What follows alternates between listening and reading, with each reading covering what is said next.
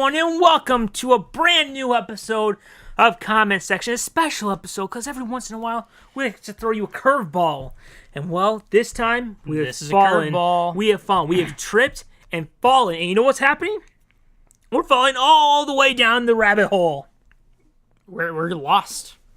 There's no parachute. We're falling. Oh, my God. When does this end? It doesn't. It's eternal. Yes. The It's eternal going episode. down. You don't know where it's going to end.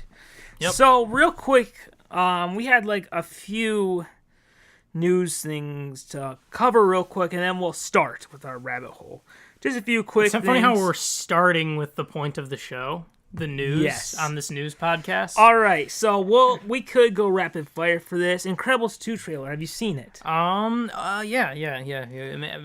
I think we talked about the first trailer before on here. Mm-hmm. I forgot. This is actually the last episode we talked about the movie we're anticipating most coming up.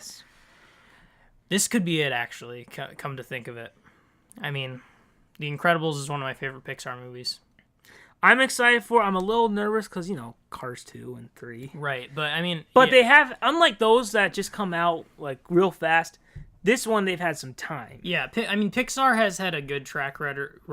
Like, they haven't had an exclusively bad track record with sequels. Yeah, except for Cars. Yeah, I mean, they have a good track record, too, with Toy Story, for example. Having just solid all around. Everyone is good. And Finding Dory is good. So? I'm a little worried about, like, maybe I'm remembering it wrong, but it felt like The Incredibles was more of an ensemble. And I worry this might feel more of like a spin-off. Or am I remembering it wrong? And now I know it does. It does. I mean, Incredibles 1 definitely feels like an ensemble cast. It's not gonna happen like this. But I kind of feel going like the Mater Cars 2 route where. Right. But I mean, I didn't see necessarily a reason to think it's not gonna be ensemble again. Maybe it's just me. I kind of worry like Mr. Incredible Dash. What's the girl's name? Violet. I fear that they won't suit up until like the very end. Oh. And they'll kind of be like a subplot. Yeah, I mean, who knows? Maybe it'll be good. Maybe it'll be good even if they do that. Oh, I hope they fix the one thing that disappointed me of the first Incredibles. There was one. Some people were just like, "What? There's one thing that disappointed you? You can't be disappointed." There was one thing that disappointed me, and I was hoping that was it in Frozone? Yeah, I was hoping he would have a bigger role. That's true. Since he's such a fan favorite character from the first one, there's a good chance I think that he'll be in this one more. And I think we see him in the trailer helping him take care of the kids, right? Yeah. I need to watch it. I don't think I've watched it in the 2010s. I've watched it fairly recently, and I liked it. I think I even liked it even more. So, all right, this one's exciting. This one got me excited. Animaniacs is returning. Really? Yes. That's a return we need. Yes, I remember when we talked about what cartoon would we like to have come back. Right. The one I said was Animaniacs. Yeah, and it's coming back. And there you go. So I hope this is in continuation, not a reboot like DuckTales is. Right. So that's what I hope. But I will say one thing that kind of makes me go, it's on Hulu. Oh. So, as someone who is not a big streaming fan, I just... Does it have to be on Hulu? Do we need on Cartoon Network 16 hours of Teen Titans Go? Right. More importantly, do we need a half hour Teen Titans Go? Do we need 15 minutes? Do we need 5 minutes? Yes. Does the world need Teen Titans Go? The answer is no. Teen Titans, no. I mean, for real, you look at the Cartoon Network schedule, they only air 3 shows now. But they air them just so much in big chunks. That's weird. I have not watched Cartoon Network actually on Cartoon Network in the 2010s, I believe so.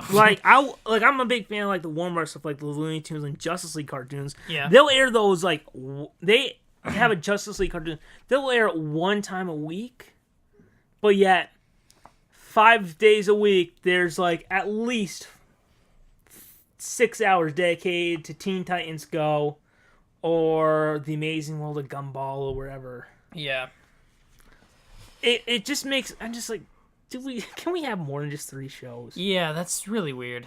I didn't realize there's so few going on. It makes me wish that the CW would bring back the Kids WB block, so that there was something like, some people are just like, oh, Saturday morning cartoons are dead, but I'm just like, I think that those would get better ratings than that EI garbage they have of, hi kids, look at this. This is called sharing. Yeah. Look, I have an apple. I'm gonna give it to my friend. Thank you. Let's share. Okay. We're gonna cut it in half. Remember, use the safety knife. We have 2 pieces. 2. 1, 2. And, that's right. You know, we should dedicate a whole block of this show to that. Yes. Just have it going on for another 30, 45 minutes. Dun dun. Comment section was brought to you by the letter. By the. You can't think of a letter. Yes. Comment section was brought to you by the letter C for crap, and the number 2 for 2 people who don't know what they're doing. Yeah, no, that's basically the gist of the show. That is the perfect definition. So I'm happy it's back. Yeah. Here's just my hope. I just hope that they'll put it on iTunes so I can buy it once. Yeah. Instead of just subscribing to Hulu just so I can watch it. Yeah. I mean, maybe it's just me. I'd rather pay more and just own it. Yeah.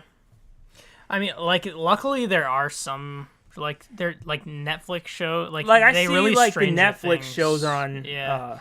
The Netflix Marvel shows are on iTunes. Yeah. It takes a while, but they're there. Yeah. I mean, yeah. Personally, for me, who just like stuff on being on Hulu or like a different service really screws me up because I just don't want to. I don't want to have to subscribe to both. As a big Warner Brothers fan, to see their the cartoons I want to see, that's 3 different streaming. Well, it will be 4 different streaming services. Yeah. There's Netflix, Hulu, and you also have the Boomerang, and now you have the DC one. So yeah. We went from going to the Kids WB block to Cartoon Network to now 4 different streaming services. Oh yeah. All right, final story. There's going to be a Metropolis TV show. Will the Man of Steel be there? No, this is before he ever showed up. The Gotham producers are going to make the Metropolis TV show starring Lois Lane and Lex Luthor before Superman shows up. Yay. May I ask the question once again? May I just say this once again? We should have a Tyler Hoechlin Superman TV show, but we can't have it because of the Henry Cavill movies. We can't have a version of Superman people like because we're saving it for the version people don't like. Yeah. I'm just saying. Although, I'll say this. If I had to put money on it, I think Clark Kent will be a character in the show. Yeah. Because I remember when they announced Gotham, Bruce Wayne was not supposed to be a part of the show. But I think it was they knew, look, Rises made a bunch of money, but once the hype died down, it had a mixed reaction. Yeah. So they knew the next one is going to, it's going to hurt a little bit because not a lot of people like that movie. You also had it where you have a new Batman actor people were unsure of. And, even I was unsure of Ben Affleck because I'd only seen him in Daredevil and I was worried he would do the stupid Christian Bale voice. Luckily, he redeemed the role, in my opinion, after kind of seeing how I don't want the role played. Yeah. And then, it's the new Batman will be introduced in a sequel to a movie that people didn't like, Man of Steel. Yeah. So, I think the same thing could happen where we'll have Clark Kent in the show, and we're seeing him figuring out how to be a superhero. It's almost like Smallville again, but I mean, if you gave me Metropolis and Gotham, and I said which one has the better chance of the characters showing up, I would say by far Metropolis. Right. So, I think we'll have Clark Kent in there.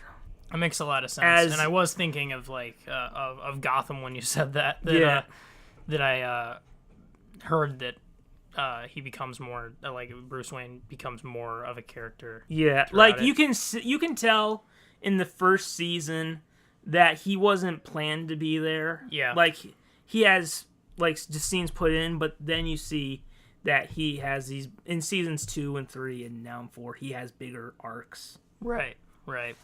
And he's almost there's it's still he shares it with Jim Gordon because it's based on Batman Year One, which you mentioned, which is more of a Jim Gordon story. Yeah. So they share. I mean, there's some episodes where clearly Bruce is the lead in the episode. So I think that's probably what they'll do, and then it'll be Clark kind of figuring out how to be Superman, and then at the end he'll get the suit.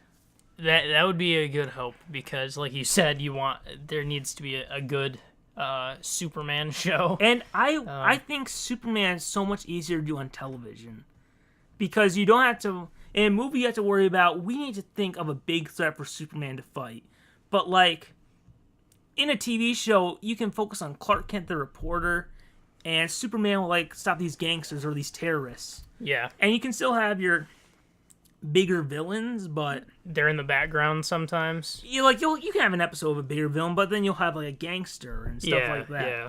Kind of like the Flash TV show where he'll fight, monsters, and then he'll also fight smaller, gangsters and stuff like that. Yeah. It creates a good balance of drama. And I think having a TV show where he's not in the suit, where you probably will only have him 2 or 3 times in the suit, would help because Superman is not the part you're supposed to relate to. Yeah. It's supposed to be, there's this guy who can do so many amazing things, but he's living his life as a normal guy. He can't take credit for it. The girl he wants to be with is in love with him, but yet he can't get a date with her because he's just the normal guy won't cut it, and he's trying to do the best he can as Clark, and that's the thing I think they make the mistake of is that Man of Steel and Superman Returns tried to make the character mopey and tried to make the character relatable that way. Yeah, but I think that was the mistake. Yeah. All right, guys. I think so. Well, actually, I do have. If we want to transition into this segment, sure. I have one tiny bit of news that when I saw it, I was like, I don't care about that news. But I'm curious. It did give me sort of a trail of questions that it's not the one, is it? That you talked about earlier, Lionsgate. No. Okay. But what it is so basically this is what I saw that kind of a bit of news that made me just kind of think about this topic. And you were passing by it, and then you did a second look of what? Now I have some thoughts in my head, and that's that. Disney's live-action Mulan remake got pushed back from November 2018 to March 2020. So their whole scheduling, just got this whole lot because they're basically doing live-action remakes of everything at this point. So Mulan got pushed to 2020, and that's not even. Hopefully, that means there'll be that increase in live-action remakes means there'll be an increase in animated movies. Right. And so, what that made me think, well, just first of all, I know that you said you had you were just going into the Beauty and the Beast live action, just not having many expectations, but ended up really liking it. I thought it was going to be really bad. Yeah, but then, so maybe there is a bit more, because personally I haven't, it's why do I care about it being live action? It's fine animated. This is my reaction, but maybe, even though I still haven't seen Beauty and the Beast yet, maybe there's some hope for these. So my question is, it doesn't have to be one that's announced, but of any Disney animated feature films, what would you want to see the live action version of the most? Okay, I'll do the main one I would want. It has been announced, and then I'll do one that hasn't been announced. Yeah, the one I'd want that is announced is Aladdin. Oh yeah, that's a good one. Because I was saying like, for some reason I'm not that excited for the Mulan because Mulan is probably actually my favorite animated Disney movie. Mulan, it's gonna be tough. I would ask. They haven't started filming it, right? I mean, since it got pushed to 2020, I think that might be a safe guess. So, I can look, but yeah, I would, if I had to bet on one getting canceled, would be Mulan, because I don't know how you can do a war film. For kids. Yeah, that's what I was kind of like.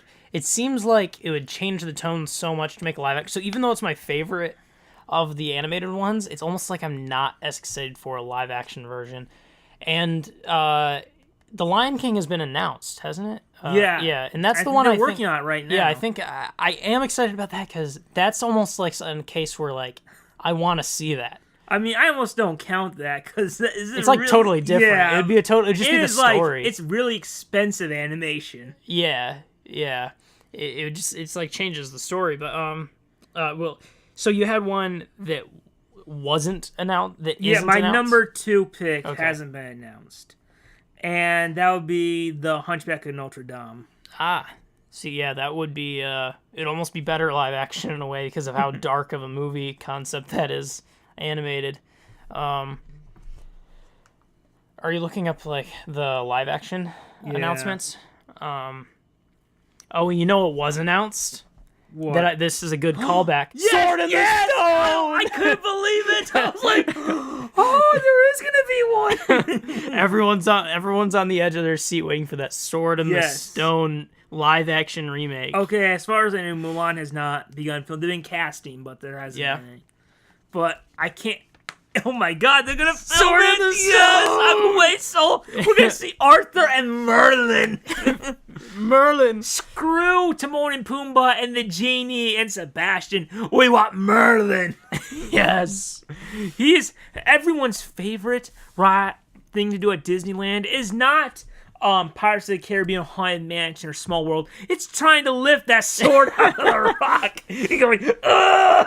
Where's that button? I know the guy keeps pressing. Ugh! As we've established, this is not a good podcast for huge fans of Sword in the Stone because we're gonna get some angry letters. You handwritten.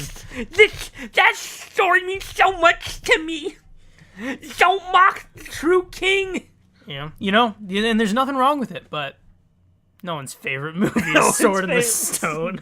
Have you ever watched Sword in the Stone? No. I've watched it once, and I can't tell you the plot of it. It was only 2 years ago because I don't remember it. Like, I didn't care. I don't know. There's a sword in a stone. And he pulls it out. But I think that happens at the end. Oh, really? It takes the whole movie? Well, geez, you could have figured that out a little sooner, huh? It feels like it has nothing to do with the sword and the stone until like the last 15 minutes. Well, I feel like it's if it's based off of the like whole Excalibur idea, then it's probably that he had to become strong enough to do that. It's like I thought it would be like he'd get it at first, and it would be about him being king. No, it takes forever for him to get that stupid sword out of that stupid stone. Yes. So then I thought, well, you know what they're not doing is flipping this on its head. Oh, okay. So I was thinking, what live action Disney movies, or maybe even just, you could take this anywhere you want, but I was thinking what live action Disney movies would work well, or would you want to see animated? I have 2. Because I thought of one, so I immediately what's one of yours? One of mine is Honey, I Shrunk the Kids. That's pretty, that would probably be less cheesy with animated. Yes. Because I was thinking, almost not, this like, it doesn't need to be redone, but it would still be something with a lot of like charisma, the Pirates of the Caribbean. And I'm not like, I would say you'd kind of make it a totally different thing. You wouldn't try and like animate a Johnny Depp like you'd do a different pirate.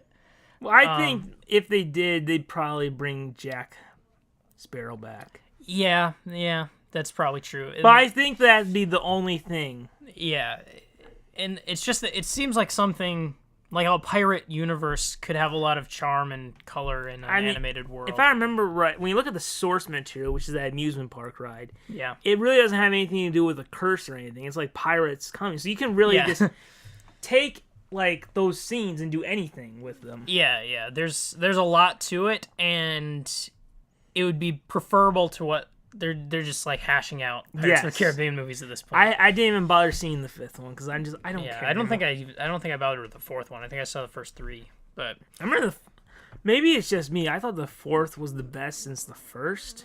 Yeah, I don't think I saw it. I just number 3 just turned me I really off. think the first one is like a really classic good movie. First one, I could that could almost be another one where sequels don't exist. It's just that one. Yeah, I could say that too because like really if they just left it at that, that's like a classic movie just in movie history. And honestly, Pirates is why I worry a little bit about having Marvel and Star Wars at Disney because they've milked that thing so much. Yeah, that's true. And yeah, with a lot of things, it's almost like, I mean, they haven't always shown this, but with like, I almost feel like I have this somewhere, like I just assume that Disney does animated better than live action, which I would 100% agree. I don't think they do live action very well. Yeah, which is why I like this other direction where I'm thinking, what could be turned animated? Yes. So you had a second one though, right? Yes, Christmas one. It'd be the Santa Claus. Oh. I think it could work. Yeah, that would be, because Christmas movies almost need to be animated in general too. Like I just feel like I like that story, and putting it in animation will make it live forever. Yeah. So a lot of making things animated to me is like animation has so much more opportunities with style. Like you can stylize it in all these interesting ways, even though a lot of times they just use the same style over and over again, which to me doesn't seem necessary because you can go so many different places with animation. But one medium of cinema that gives things a very particular, unique style, but I think only certain kinds of stories work in it, to me, is stop motion. Yeah. Where, like, it gives things this specific feel, and not everything would work in that feel. So then, my question basically is, what would be good remade, a story that would be good remade as stop motion? You mean like an animated, the one that was hand-drawn or CGI? I guess you could really go either direction. Is there something that was animated that would actually work or feel better stop motion, or maybe just a movie too? Like, what story would be good in stop motion?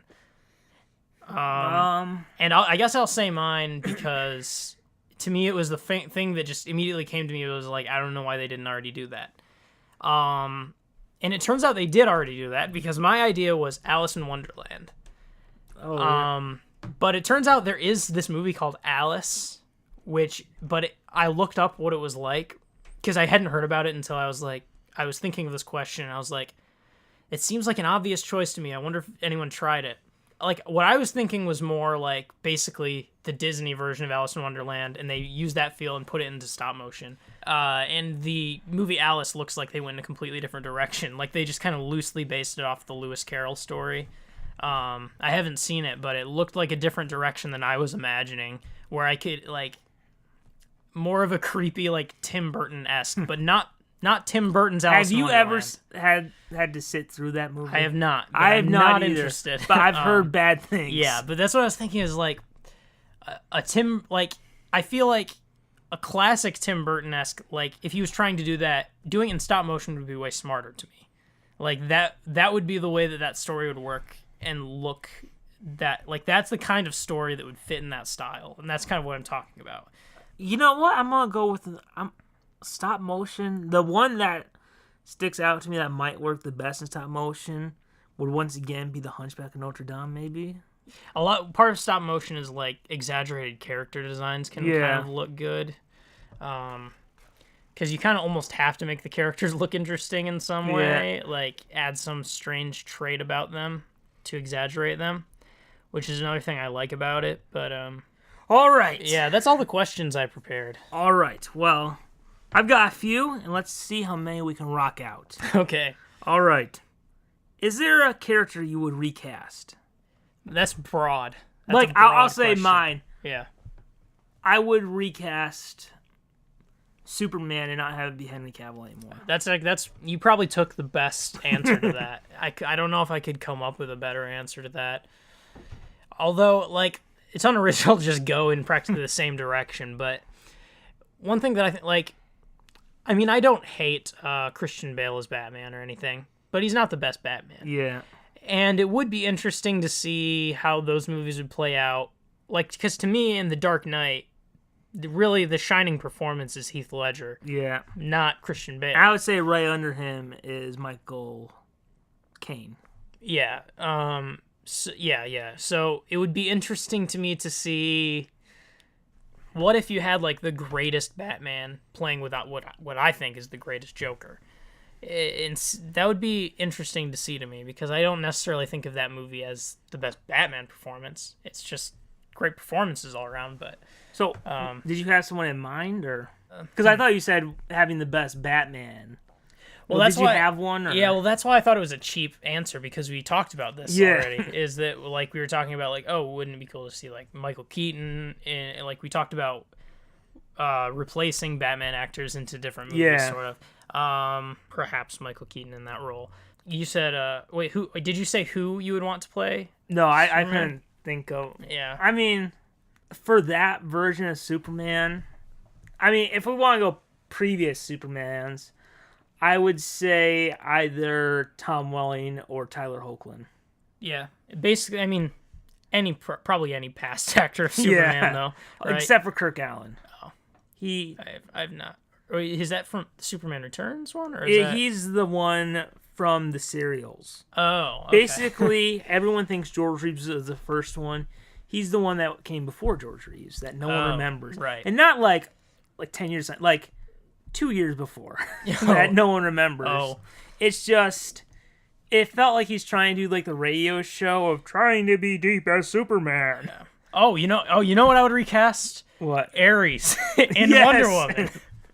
That's an immediate go-to recast. So I would agree with you on your Batman thing because I rewatched The Dark Knight and Batman Begins. Not in that order because that would be weird. But and like for me, the thing that stands out is Bale is I'll just say not I'm trying to say this without being like the most like a-hole possible. Yeah. I'm happy looking at the performance we got from the previous guy. I'm happy that in my opinion Affleck redeemed how to play the role. Yeah. Because it became a thing. It's like people thought of Batman. Yeah, people thought of Batman. And honestly, that is why I was anti Ben Affleck at first. Because I thought he was just going to do the stupid. I'm Batman. Yeah. So, yeah, like I can imagine like Keaton, Kilmer, or Affleck. It'd be weird with West. My favorite scene in that movie is the interrogation scene. Yeah. And you see Heath Ledger doing such a great job. But not much from Batman. Yeah, it's a bit. It's like a part that was parodied a lot to the point where it almost feels like that's the parody. But yeah. All right, is there a movie you would like a do-over of? A do-over.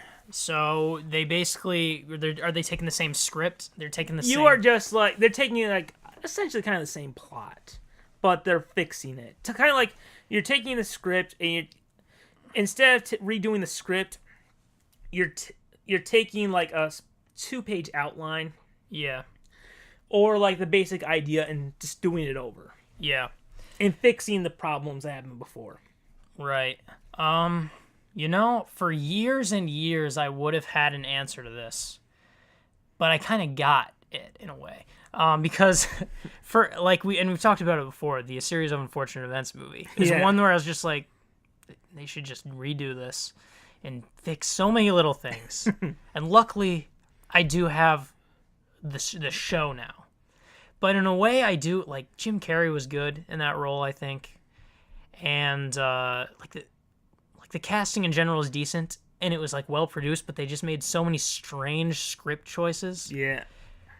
That it's almost like I wish I could just fuse it all together. The show and the movie, but make it a show still. But just take some elements that the movie had I just think of that because that was one thing that I had in the back of my head for years where I was just like, so close. So maybe eventually, if we ever get a third adaptation, it'll be like the perfect one. I mean, this one's pretty dang close to perfect.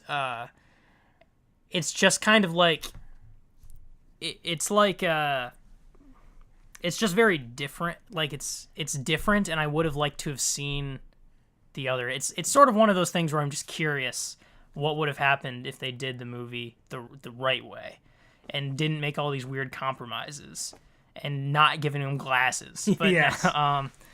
That is such a weird decision. I don't. That has floored me for years and haunted me. That's just the first thing that comes to my mind because it was like one of the only movies that I just thought could have these little changes. Well, I have one. I'm just curious. Would you like to guess what mine is? A movie that I would like a do-over of. Because the first time didn't do it right. So, is this something... Am I getting it right that this is something where, like, they were close, but they just kind of got something off? It's just it's just totally off? Yeah. Because then I would like it fixed. Then I'm kind of leaning to, like, Spider-Man Homecoming or maybe The Dark Knight Rises. Well, for years I would have said The Dark Knight Rises. But you think it's hopeless? No, but we got it.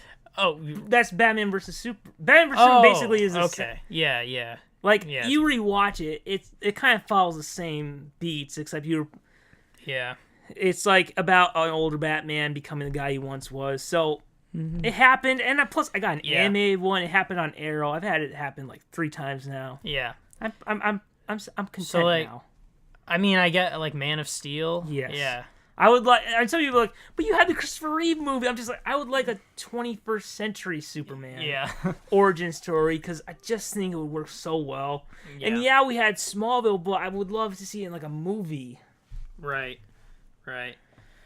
That's a good one too because it is like it seems like it would be so easy to make a good movie with the character because it's Superman. But... And I think like Superman's origin is the most interesting. Like I think that it's easier to make a Superman origin story than Batman's. Because Batman, it's a little bit like after his parents are shot, you're just like, put on the cape and mask. Yeah. But, that's the one I would have chosen. I guess, I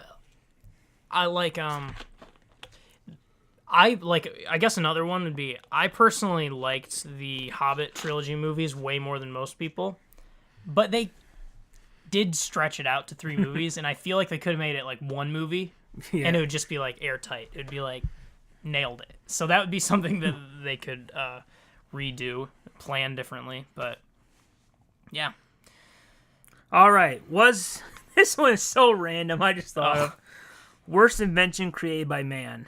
Just straight up, just inventions. Yes. Worst invention created by man. This is really getting off.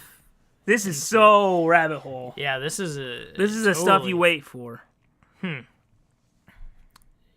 Wow. Of all the things man has created, what is the worst thing? It's a big question. You were not expecting that. This is like too big of a question to even absorb this fast. You have an invent? You actually? How did you think of this? Just like I don't want this to exist. It's porta potties. Oh, they're disgusting. Yeah, I mean, honestly, like this. So where was this?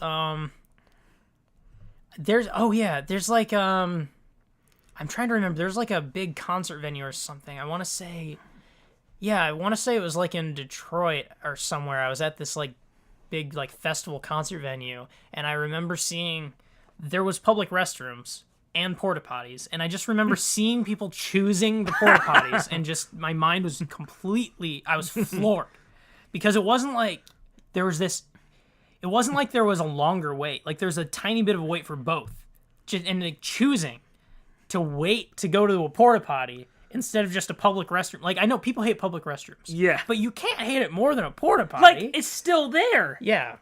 And, like, a lot of times there's stains on the seat. Yeah, I mean, they're definitely one of the most vile things in existence. Yes. The only thing is that I feel like maybe, like, I know sometimes, like, like some places downtown, they put them out, like, so homeless people have somewhere, so there's probably some ethical reason for them to exist. And can't they go into, like, a restaurant or something?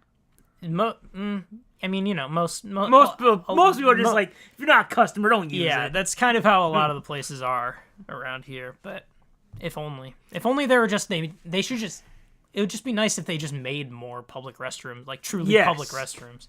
A whole building just of restrooms. Yeah. It could work. Yeah. So did you have a worst invention created by man?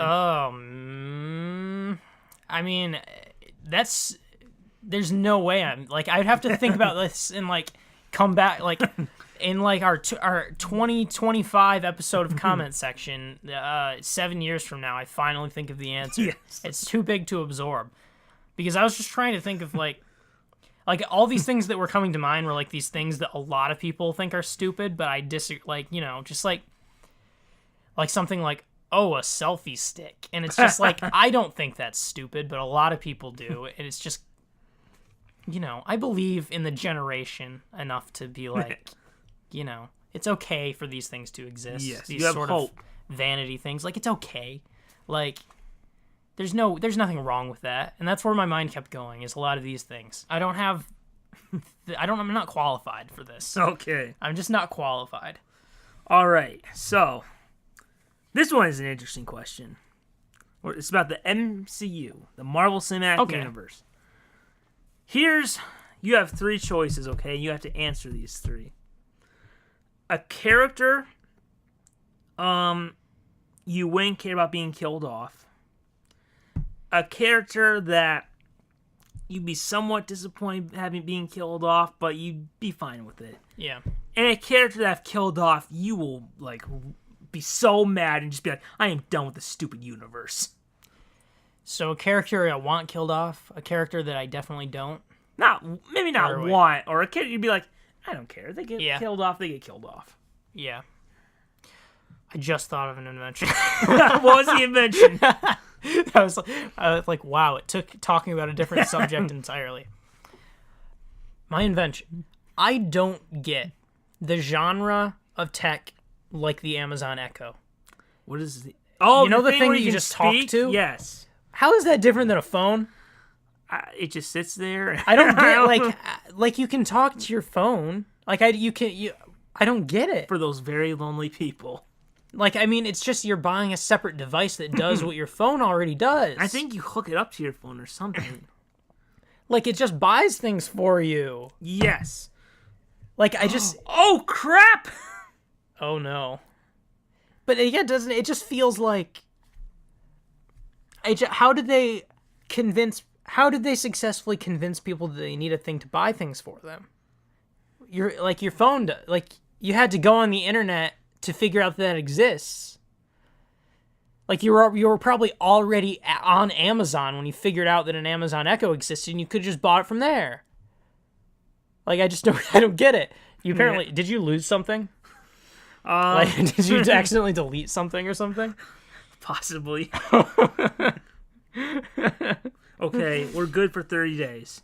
Oh, okay, cool. Okay. It was the list of rabbit hole questions.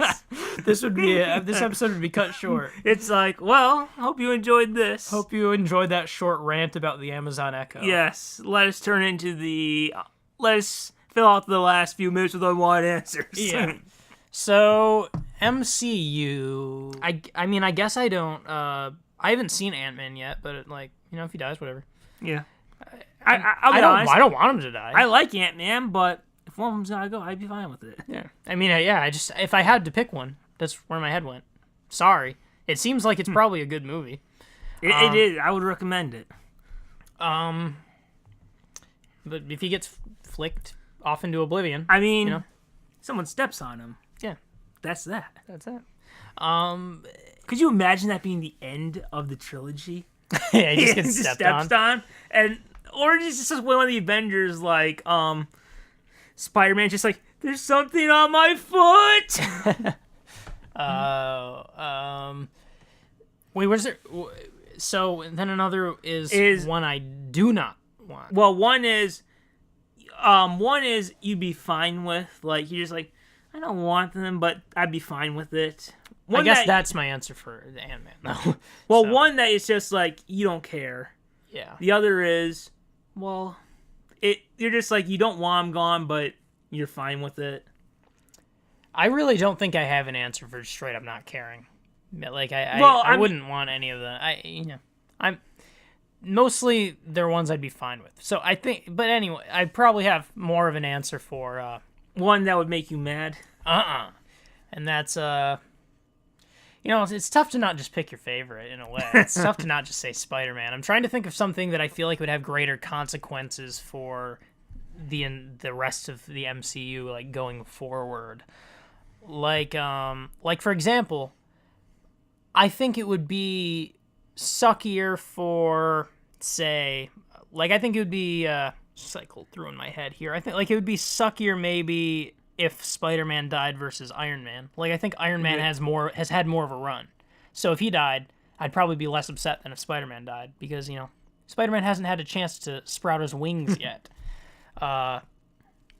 So there's definitely some that I would hold above the others. Another would be, like, Black Panther just got going. That would be the stupidest thing. You'd be just like, that's it? We only got... Yeah, I know. Like, so that would be kind of where I'm going with this, is that, Iron Man got a billion movies. Captain America got a bunch of movies. Although I would hate that too if they killed him. But so yeah, it's just like, geez, you couldn't come out with a couple more of those with like Spider-Man or Black Panther. So like, what is your one that you just don't care about then? Mine is Doctor Strange. I didn't think of that. That's the one where I didn't care so much that I just didn't even think of it. That I'm just like, if he dies, If he dies, he dies. He dies. I don't care. I mean, I got one movie. I don't really need more. Yeah. So, the one I'd be disappointed with, but I'd be fine with, would be Iron Man. Yeah. The one that would make me mad, I'd be like, would be Captain America. Yeah. Because even though Spider-Man is my favorite Marvel character overall, in the Marvel Cinematic Universe, Captain America is my favorite. So yeah. And they kill off Spider-Man, Sony will just reboot him because they have to, otherwise they'll lose the rights. Yeah. Yeah, that makes a lot of sense. And and if it means a reboot, I'm kind of like, well, ooh, maybe not every version has a happy ending. Yeah, sometimes, maybe we'll have that really gritty Logan-esque Spider-Man where Ned gets just eviscerated. I was reading a Spider-Man comic. So Ned is named after this character Ned Leeds, okay?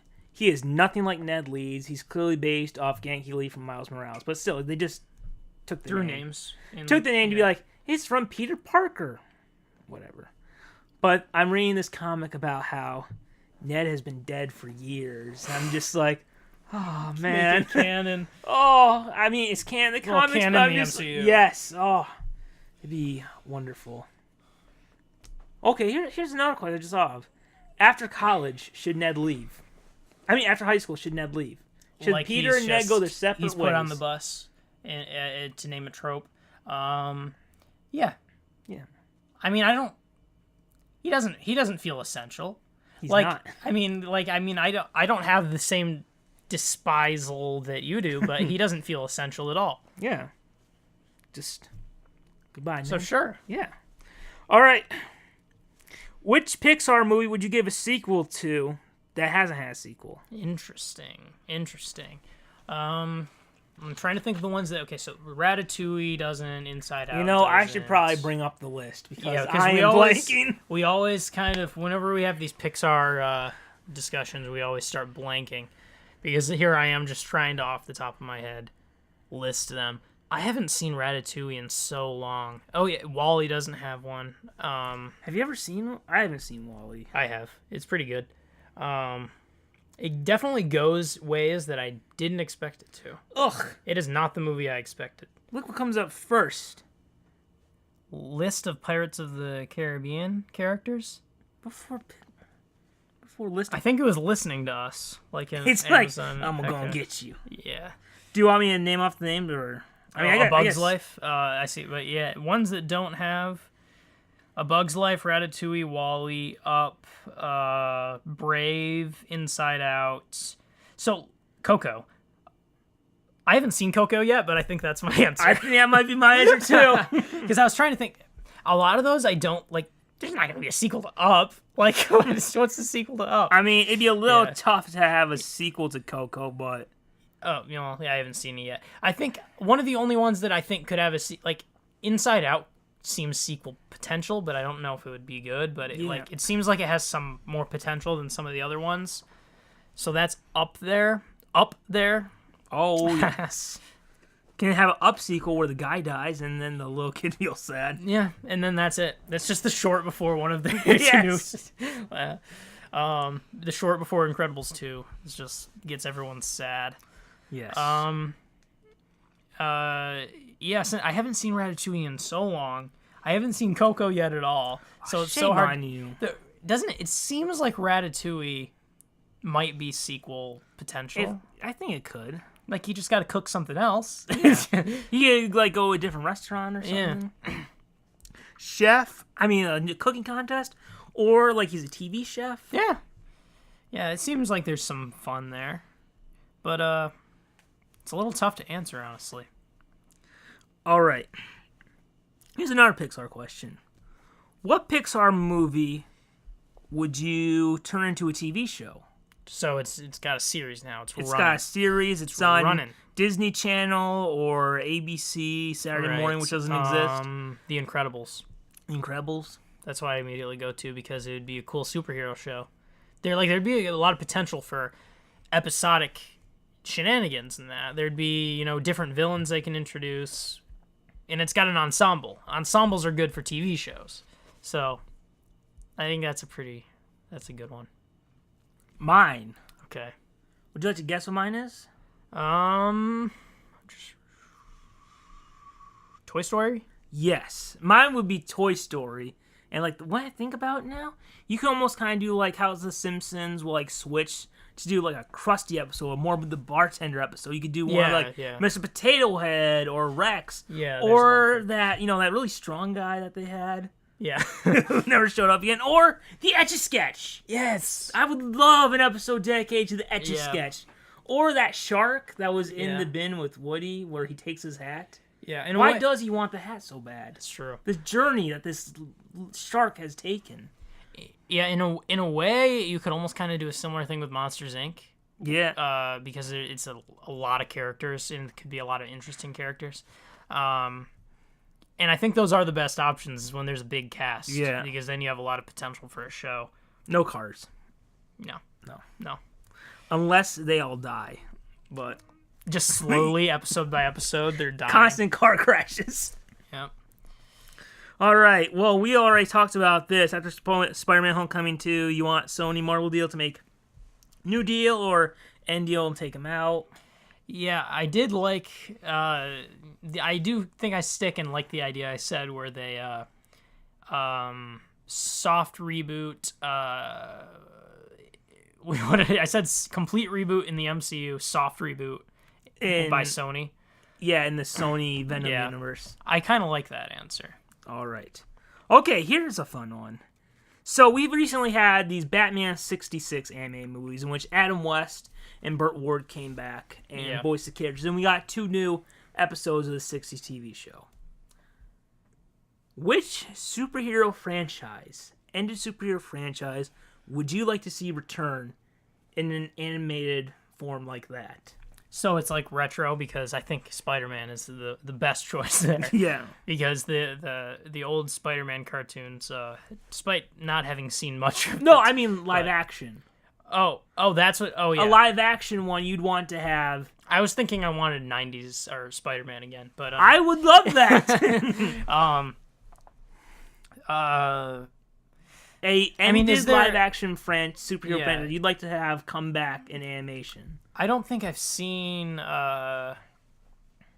enough of the really old superhero franchises. It can go from like, you could have it be as recent as something that ended in like 2005 or something. Oh, but I'm picking a show. No, it can be anything. Okay. So just a superhero. You can have Hugh Jackman come back in anime Wolverine, or okay. I'm trying to think of something. Gosh, my brain always goes to Spider-Man. It's just always right there. Your spider sense is tingling. It's always going right there, and it's just so hard to avoid. But alas, I think I would want to see something in the style of the that Sam Raimi trilogy, but animated. And part of that is because old JJ. Old JJ. Oh yeah. I just wanted to call him that. He is the perfect. Like, he already seems like a cartoon character. Yes. So your pick is the Sam Raimi Spider-Man. I mean, I always jump to Spider-Man, swing to Spider-Man, if you will. But what better choice is there? What's the better choice? Well, I have two. And mine are probably obvious. And one to have would be the original 4 Batman movies and have Michael Keaton come back. You could almost have it now where Michael Keaton where Chris O'Donnell finally teams up with Michael Keaton. Oh. Yeah, I mean that's another choice that felt like obvious to me, but also a good choice. So I tried to stay away. And the other one would be Smallville, taking place after, and he's in the suit and all that. And maybe he could be introduced to Batman. Yeah. Yeah, that's a good choice. That did cross my mind as well. All right, what franchise should stay dead? Just stay. You know what? Like, it's over, and you're just like, yeah. Something that you don't want to see it come back. Yeah, something that I've just had no interest in continuing my interest is these new like Harry Potter continuations, like the Fantastic Beasts. Oh yeah. I haven't seen it, but it's just like I've it's done. Like, I personally, it's almost like I'm like in the way we were talking about, like, you like to pretend that The Dark Knight Rises doesn't exist. Yeah. I'm like pre-doing that. I'm just like, there aren't new Harry Potter movies. Yes. They don't exist. All right. Now, besides that, what franchise that isn't back should stay dead? Okay, so something that hasn't even... It's not coming back, and you're just like, don't ever come back. I don't know. What's yours? Mine is the Dark Knight trilogy. Yeah. Like, Rises turned me off so much. I don't ever... Like, I remember, like, rolling my eyes and not... When they said Christian Bale was going to come out, I'm just like, ugh, that means we gotta hear about Rises and stuff. Yeah. Yeah. I felt like I aced my answer first, and now I have to search in the depths again for another one. I mean, personally, like, I liked the Amazing Spider-Mans more than most people, but, like, it wasn't like, it didn't live up to the Sam Raimi ones to me, so it was like, I was glad that they were rebooting again almost. So, but I'm kind of putting myself in the shoes of when that was first announced, though. But, like, it would be insane to me to, like, oh, and now we're just going to bring Andrew Garfield back. Like, if Sony decided to,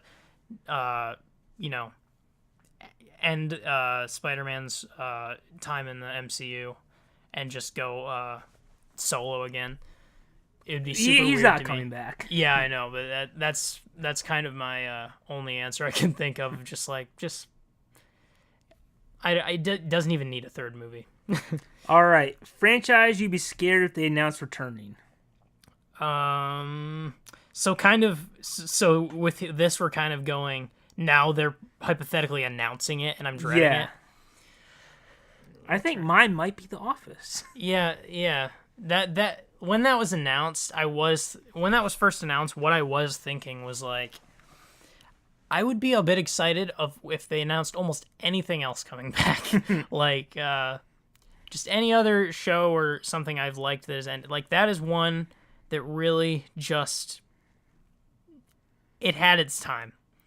It's okay to go away now. I think that's my answer too. All right. Here's a controversial one. Will Ben Affleck ever direct a Batman movie? Now, he has made comments that he would love to someday direct a Batman movie. Will he ever direct a Batman movie? No. No? I don't think so. I think maybe in 15 years when there's new executives. Yeah, it would have to be a while. Because Yeah, it seems it's not going to be like in the next 5 years, but maybe like 15. I could see it happening. Yeah. After this mess is hopefully ended, hopefully it doesn't drag on for 15 years. So, you know the Joker standalone movie? Yeah.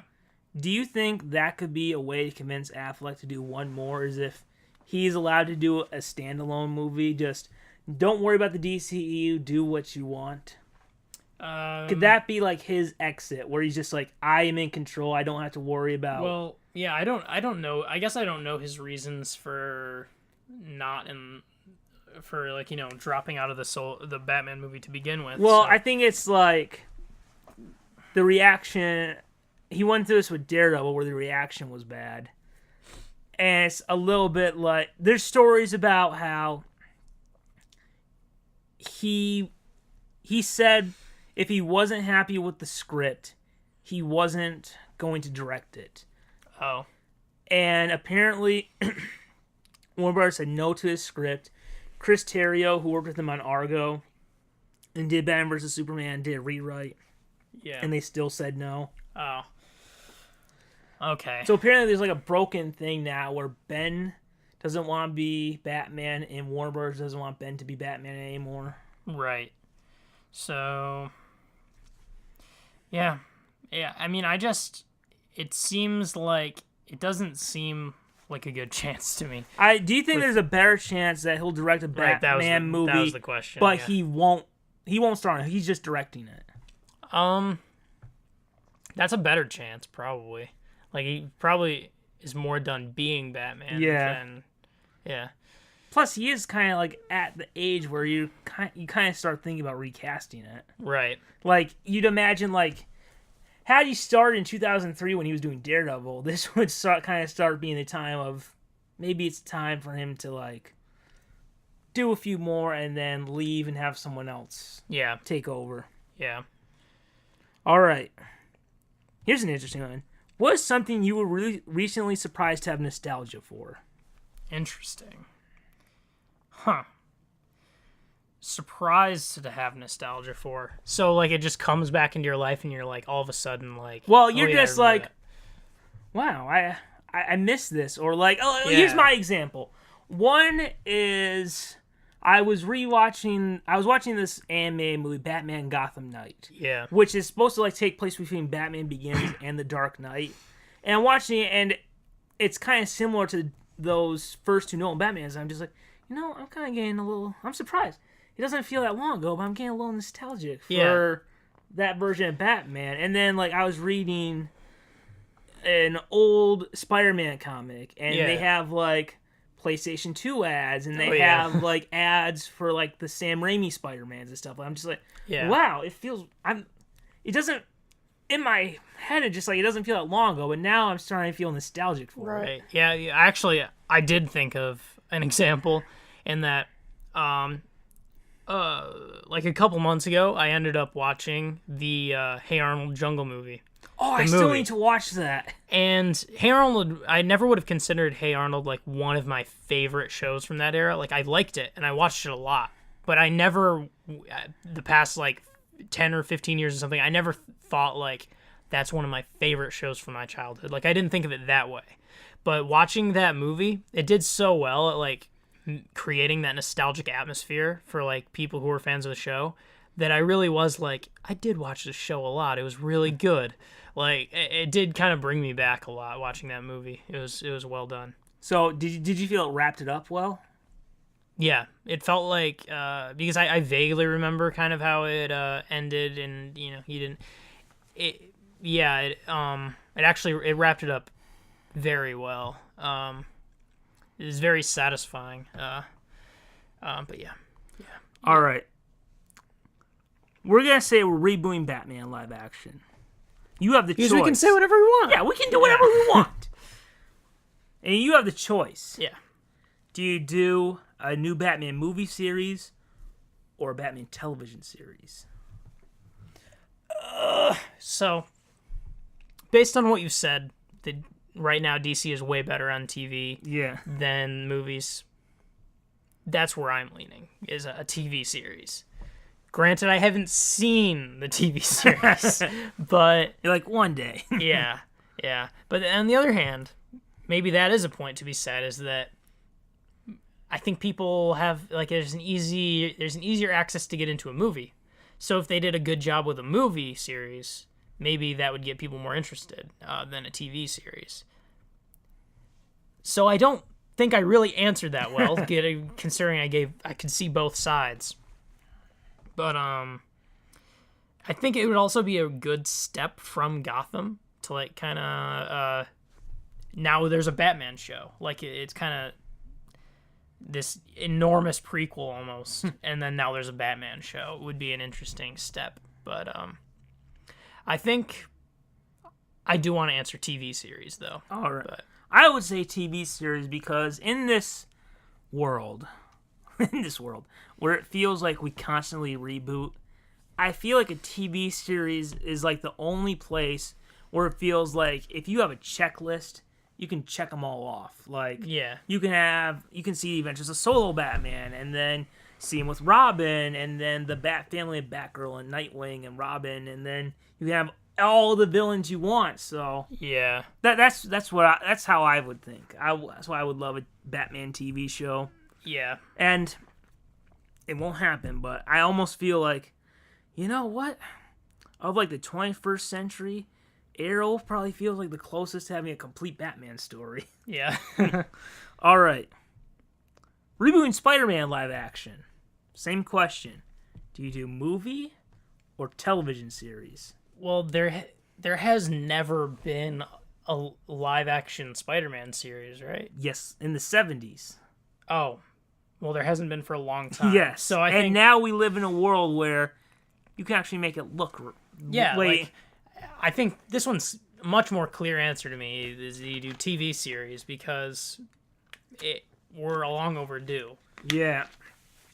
Could you imagine like the whole Black Suit storyline happening over like a whole like 22 season thing where episode 1 he gets the suit, 22 is him defeating Venom. Yeah, it almost makes me think like, why haven't they done a Spider-Man TV series? like it seems like so obvious. All right. All right, Venom's coming up. Yes. You can choose which Spider-Man will be in it. Okay. Do you choose Tobey Maguire, Andrew Garfield, Tom Holland, or someone new? Someone new.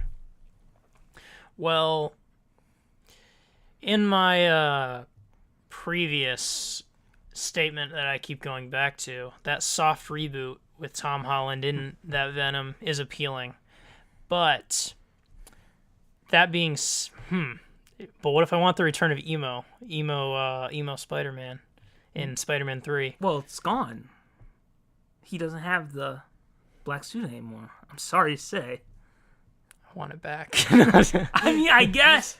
Oh, there was an episode of Spider-Man Unlimited where Eddie Brock was dying, so Spider-Man had to wear the black suit again. Yeah. It was awesome.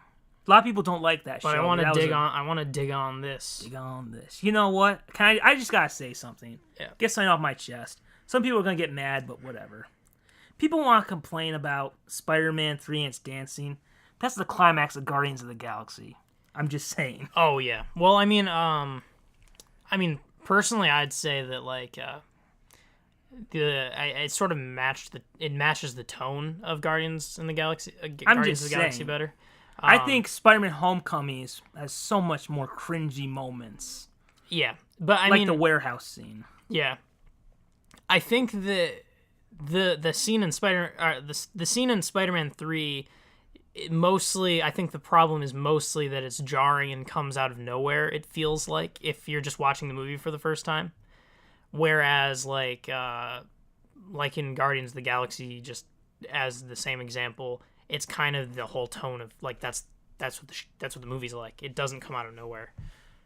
But I don't hate that in Spider-Man 3. Like, it's not like I absolutely despise that or anything. Like, I get it, and it is supposed to be comedic. Like, they didn't completely miss the mark there or anything, but it's still kind of funny to me. It's like, just funny to if I were doing a Spider-Man movie, I would have had Peter Parker keep going darker and darker and darker. But at the same time, I get how it's like it's not like a TV show where you can do this. You have to do it in one movie, and you gotta show about how Peter Parker, the difference between him and Eddie Brock. Yeah, right. Yeah. Granted, I haven't seen Spider-Man 3 in a good while, so I don't have the whole picture. So back to our who will you cast? Which will it be? You have 4 options. 5 if we want to include Nicholas Hammond. Nicholas Hammond. Yes. No. I think it would be also be a or good... the Japanese Spider-Man, which was basically a Power Ranger. Oh yeah. That's you have his giant robot. I also think this would be a good way to bring Tobey Maguire back. Just like, even if it's just a bit of a cameo in one movie. I would almost prefer it if it happened in the Tobey Maguire universe, because it's kind of like these Spider-Man spin-offs that they want to do. It would make more sense for an experienced Spider-Man versus a younger one like Tom Holland or even Andrew Garfield. Yeah. I would rather see, and it's not even just because, he's my favorite Spider-Man, but I do think based on what tone we're seeing in the Venom teasers, it would make the most sense to pick Tobey Maguire as the choice there. Plus, I think he might be the same age as... He's at least close in age to Tom Hardy. Yeah. I don't know about that. Well, I mean, maybe, but yeah. So, yeah, that's kind of the only answer I can really think of. You think Tom Hardy will have the Bane voice? Good God. You have to count the deception, Mr. Parker. He'll be cupping over his mouth the entire time. And then, like, I'm trying to think, first you will finish your homework. Then you have my permission to die. All right. Oh, okay. Here we go. I don't know if we've asked this, but why not? Sure. Maybe we have. All right, you have the choice again. For a team-up movie, Hugh Jackman, Tobey Maguire, or Tom Holland, and MCU's Wolverine. When you say MCU's Wolverine, you mean like a new whatever guy? Their Wolverine would be. So there's going to be a So it wouldn't be Hugh Jackman with Tom Holland. It'd be whatever version they do. Okay. I mean, how am I supposed to say no to like a childhood reliving of like a movie that I would have always wanted to see? It's my only disappointment it's like one of the biggest disappointments. Yeah. How am I supposed to not answer that? So of Tobey Maguire and Hugh Jackman. I would agree. Yeah. I was almost hoping that would be, since Marvel and Sony were working together, and we knew Fox wouldn't have Fantastic Four anymore. I was hoping that maybe for Hugh Jackman's last movie, they'd make a deal of, hey, we'll give you Fantastic Four early, but we want Spider-Man, Tobey Maguire's Spider-Man for Hugh's last movie. Yeah. Yeah. Because you know what? There's always a chance in animation. That's true. All right. That's the beauty of animation. Franchises you had given up on and were redeemed. Boy. I mean, not like you were. It's almost like you stopped, like you were done. Yeah. And then they were redeemed. I mean, I keep going back to that Annabelle creation, but The Conjuring was a good movie. Annabelle sucked, and it took me months and months to eventually see that movie, to creation. And then there's always, I keep going. It's the same thing as I keep going back to. The Office, season 8 is terrible to me. Season 9 brought it back so much that, like, I actually rewatched that one quite often, where I never go back to season 8, really. I've only gone through season 8 twice. How many times have you gone through? I think twice. I think there's that second time where I was like, maybe I'll like it more now. Yeah. And the only ones I bring back are the Florida ones. Yeah, I might have seen like a few in the middle of season 8 a third time. Yeah, basically I gotta like note down which ones don't have Robert California in it. Yes, like that's what I need. You could probably find that on Wikipedia. Yeah. Yeah. So I had 3. One was The Office, because after 3 episodes of season 8, I'd stopped. Yeah. And I didn't even care about when season 9 came back. I was done. But what turned it around was I heard Andy was gone for some episodes. So then I started watching it again, and then the Belschnickel episode, I was just like, this thing might have a chance. And then he came back, and then I dropped out again. But then it's like, as we get closer to the end, and you realize that Dwight's going to be the manager, and then it all came together. Yeah. Another one is a comic book, is Ultimate Marvel. Oh. So Ultimate Marvel was a separate reboot. Like, you still had the Marvel Universe still going, but they did a separate reboot, and it was great for 8 years. Then came Ultimatum, which, you had 4 books. You had Ultimate Spider-Man, Ultimate X-Men, the Ultimates, which were the Avengers. Why they didn't call them the Avengers, I don't know. And the Fantastic Four. So in 2008, you have Ultimatum, which kills all the X-Men, breaks up the Fantastic Four. It looks like Spider-Man died, but then he's alive. And you find out they were going to kill him off, but they hadn't come up with his replacement. And so, yeah. So you had all that happen, and a lot of them died in like the most violent, stupid way possible. And it is something to point out that happened in 2008. What other Marvel thing happened in 2008? Iron Man? Iron Man and the start of the MCU. Yeah. And which of the 4 books was fine? What? So there's 4 books. There's 4 books. There's Spider-Man, X-Men, Fantastic Four, and Avengers. Spider-Man they were going to kill off, but they couldn't. X-Men they killed off. Fantastic Four are broken up. Oh. Which book is fine? That 4th. It can't be a coincidence. Yeah. So then later they kill off Spider-Man. And then they replace the characters. And I'm just like, screw this. I'm done. You butchered it. But then came Spider-Man, which was where Peter went to the Ultimate Universe and he met Miles Morales. And then even though it's a different Peter, you had like that. It feels like Goodbye Michael. Oh. So I do consider like Ultimate Marvel like The Office, where that's his exit. And like you have that scene where he goes to see Aunt May, and he says like she asks, "Do you have like an Uncle Ben on your world?" And he says like he died, and then he says he always taught me with great power, and she faced with great responsibility. And then you see it zoom in on her eyes, and her pupil, you see like Peter, and she goes, "Oh my God, it's you." And she like hugs him, and he's just like, I don't want to get emotional, people. You died, you all grown up, and we didn't get to say goodbye, and you're here now. Yeah. And then he leaves, and she says, I made the right choice. I got more emotional talking about it than I thought I would. It's beautiful. So if you ever see it, Spider-Man. So it's almost hard to dig into. There's so much. I'm going to be so embarrassed listening to this episode later. But so then you have it where... and then later they had this other kind of crossover thing where Miles goes to the Marvel Universe and there's like a cameo by Peter. Because that was supposed to be like... Some people thought it could be the end. Yeah. But then they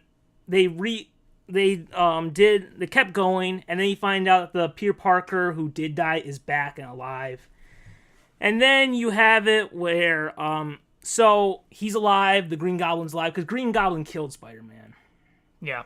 And so then he has it where he's alive, and he tells Aunt May like he needs to leave and find out who he is.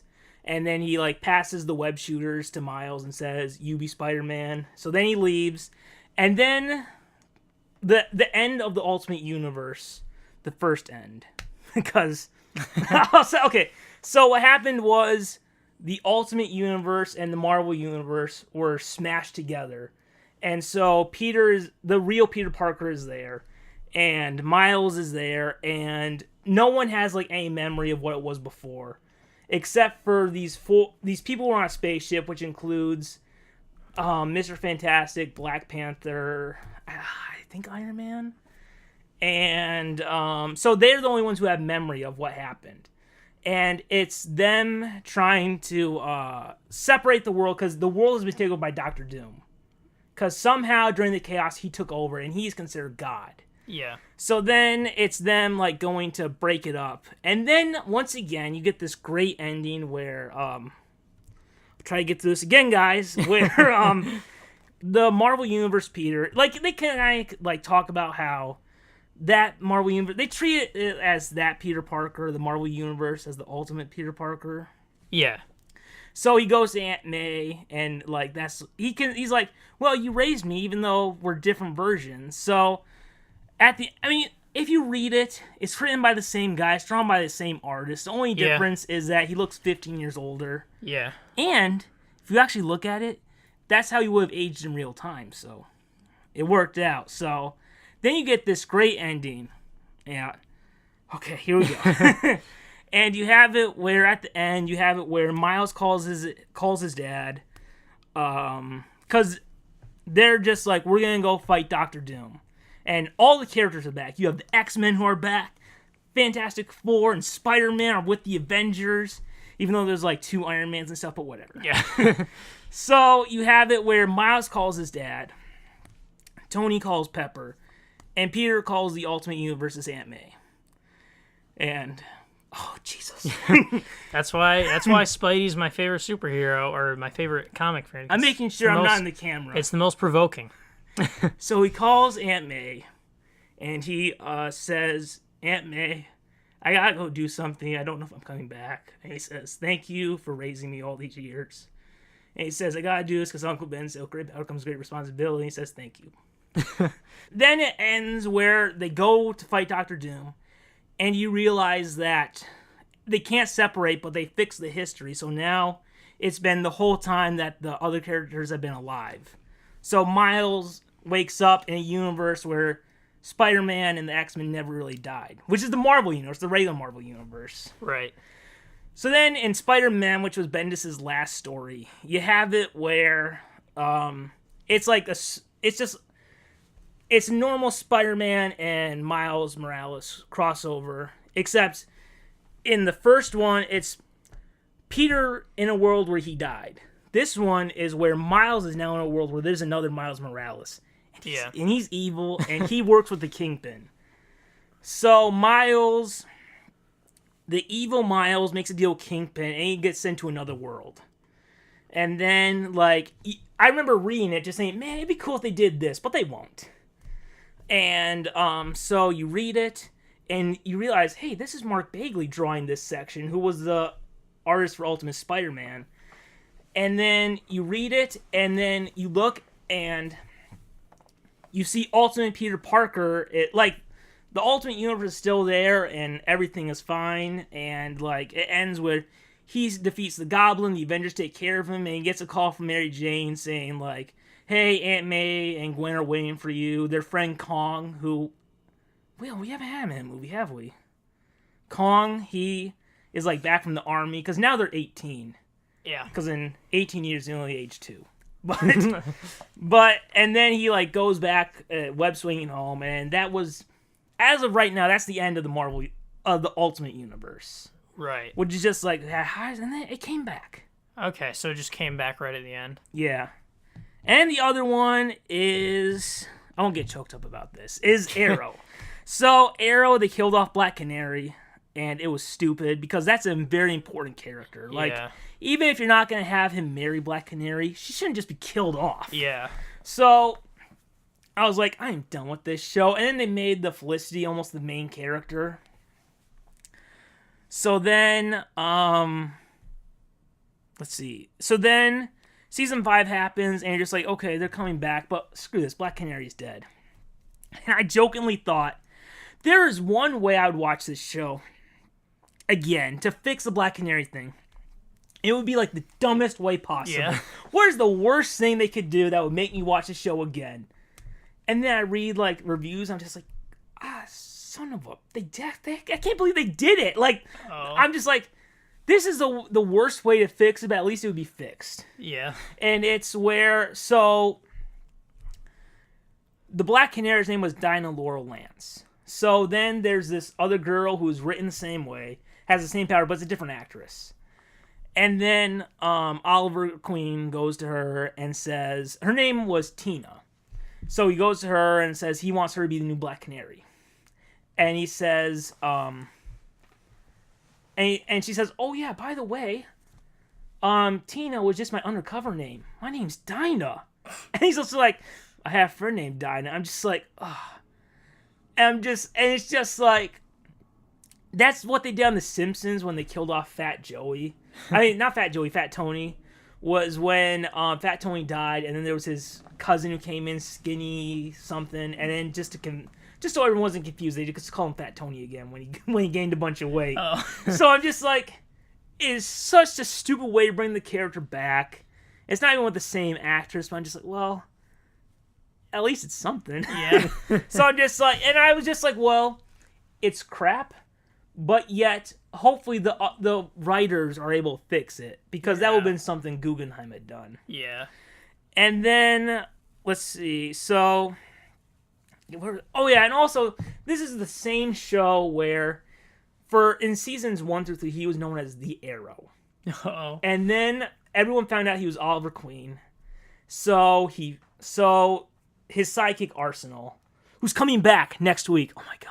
We want to talk about Batman and Robin. This is the dynamic duo of the DC television universe. So, faked his death and pretended he was the Arrow. Then later, Oliver Queen comes back and he goes, I am the Green. And he goes 6 months ago, the Arrow died. But what he stood for didn't. I am the Green Arrow. Oh. And the only difference is that he doesn't have sleeves. Oh, well, It's like... Yeah, wow, that's completely of different. course it's a different person. And then there's an episode where there's this girl fighting Green Arrow, and she's just like, the Arrow, I loved him and he's dead. I'm just like, he's just missing his sleeves. And then the next season he brings the sleeves back, which thank God, because maybe it's just me. I have a pet peeve about superheroes not having sleeves.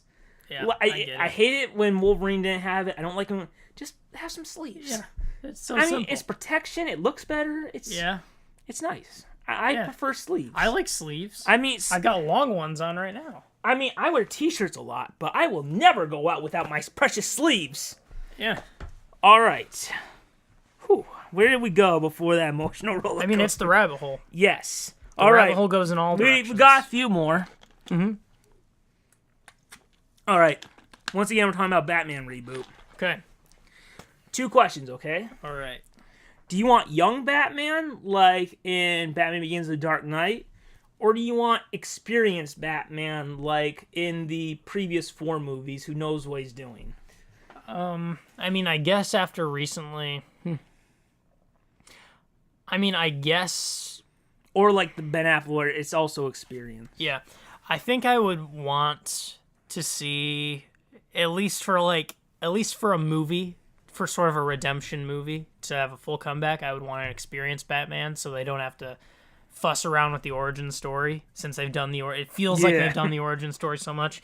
Not that I would never want a more young and inexperienced Batman again, but next, I suppose, the next thing I'd want is more experienced Batman. I'll be honest, I watched Batman Begins and The Dark Knight so much. I just watched them 2 days ago. And I'm going to watch Justice League tomorrow. I watched Batman vs. Superman yesterday. Oh, remind me, I got a question to ask you. Oh, yeah. Okay.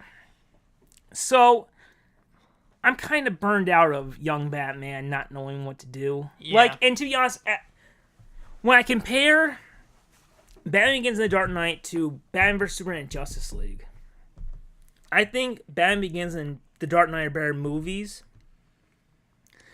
But I like Batman in Batman vs Superman and Justice League more because he's experienced and knows what he's doing. It makes it, for me, the character more interesting. Yeah. And also, like, the last little bit of Dark Knight, when, like, he's fighting the SWAT team and confronting Two-Face. Yeah. Like, that Two-Face scene feels like Batman. Yeah. Like, he knows what he's doing now. Yeah, I definitely want to see more of that. Yeah. All right.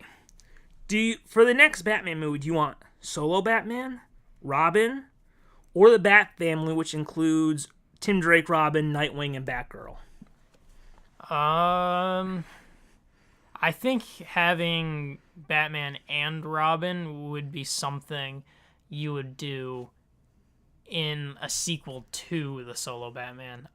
I mean, it would be a bold decision to go straight to Batman and Robin, but it could work for sure. Do you mean, are you thinking like the origin of Robin, or are you imagining like they would do the origin of Robin, or are you imagining like Robin's just away and then he comes back? I guess what I'm saying is, you know how like if they were to start a new Batman trilogy or franchise, or if they're going from like number one again, I don't think they need to do the origin story, even though it's number one.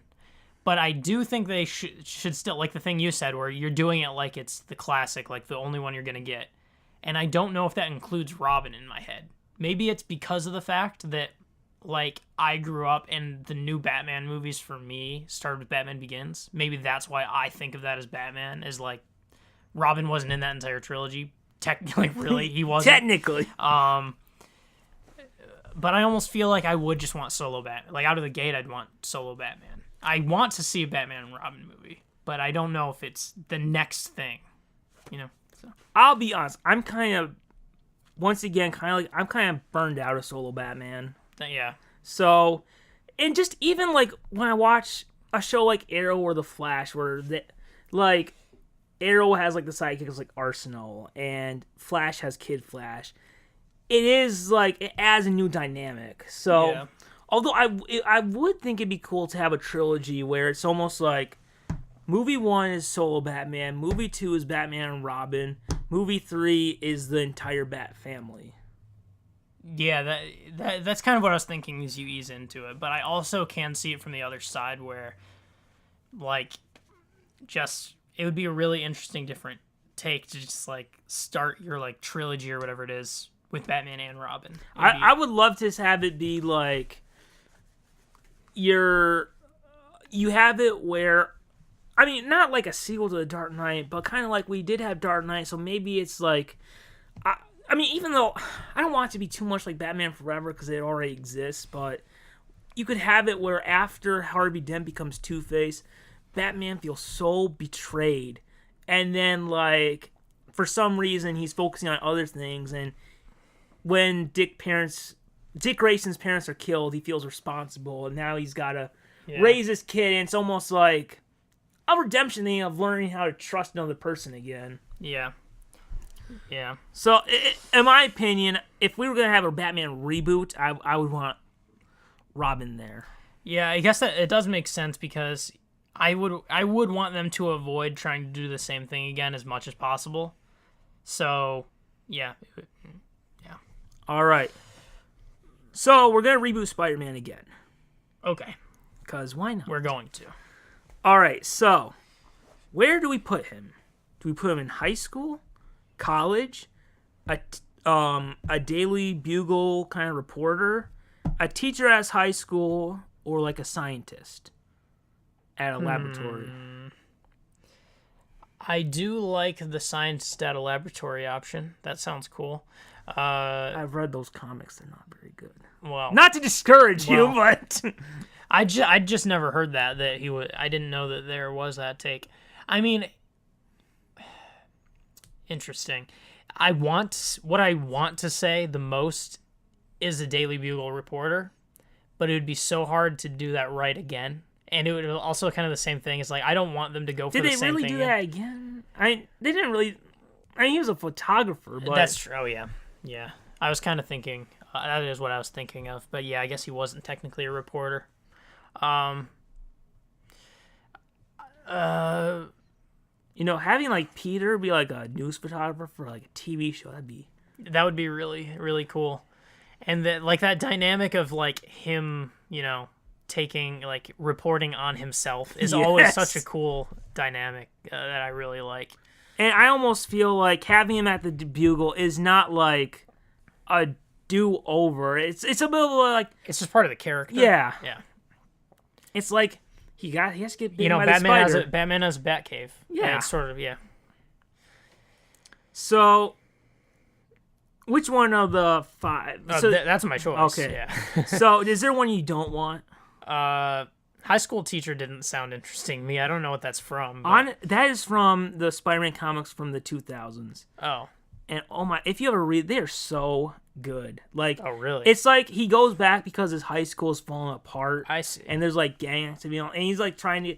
One like story is about how he's trying to deal with a drug dealer, and one of his students is the sister of a drug dealer. Oh. And like she goes to him for like help, and he finds like I think his name is Joey, because I've read that issue over and over and over because there once was a time where I only had a few comics. Yeah. You got to start somewhere. Yeah. So there's like a moment where she goes, can you help me with my brother? And he finds like her brother has like OD'd on like heroin or something. And he goes like calling an ambulance, and like he turns into Spider-Man and starts web swinging like to the hospital. And that's pretty dark for Spider-Man, actually. Well, but, yeah, interesting. No, that sounds interesting. With the last two you said, I just didn't even know that there were iterations where he was a high school teacher and a scientist. Yeah, I prefer one way more than the other. Of those two? Yeah. Because you didn't like the scientists? Well, maybe if you had a different writer. Yeah. But here's the thing about Dan Slott's Spider-Man run, and we could get hate from this because he loves to tweet at people who make fun of his stuff. Oh. So we could get some hate, but whatever. Dan, constructive criticism.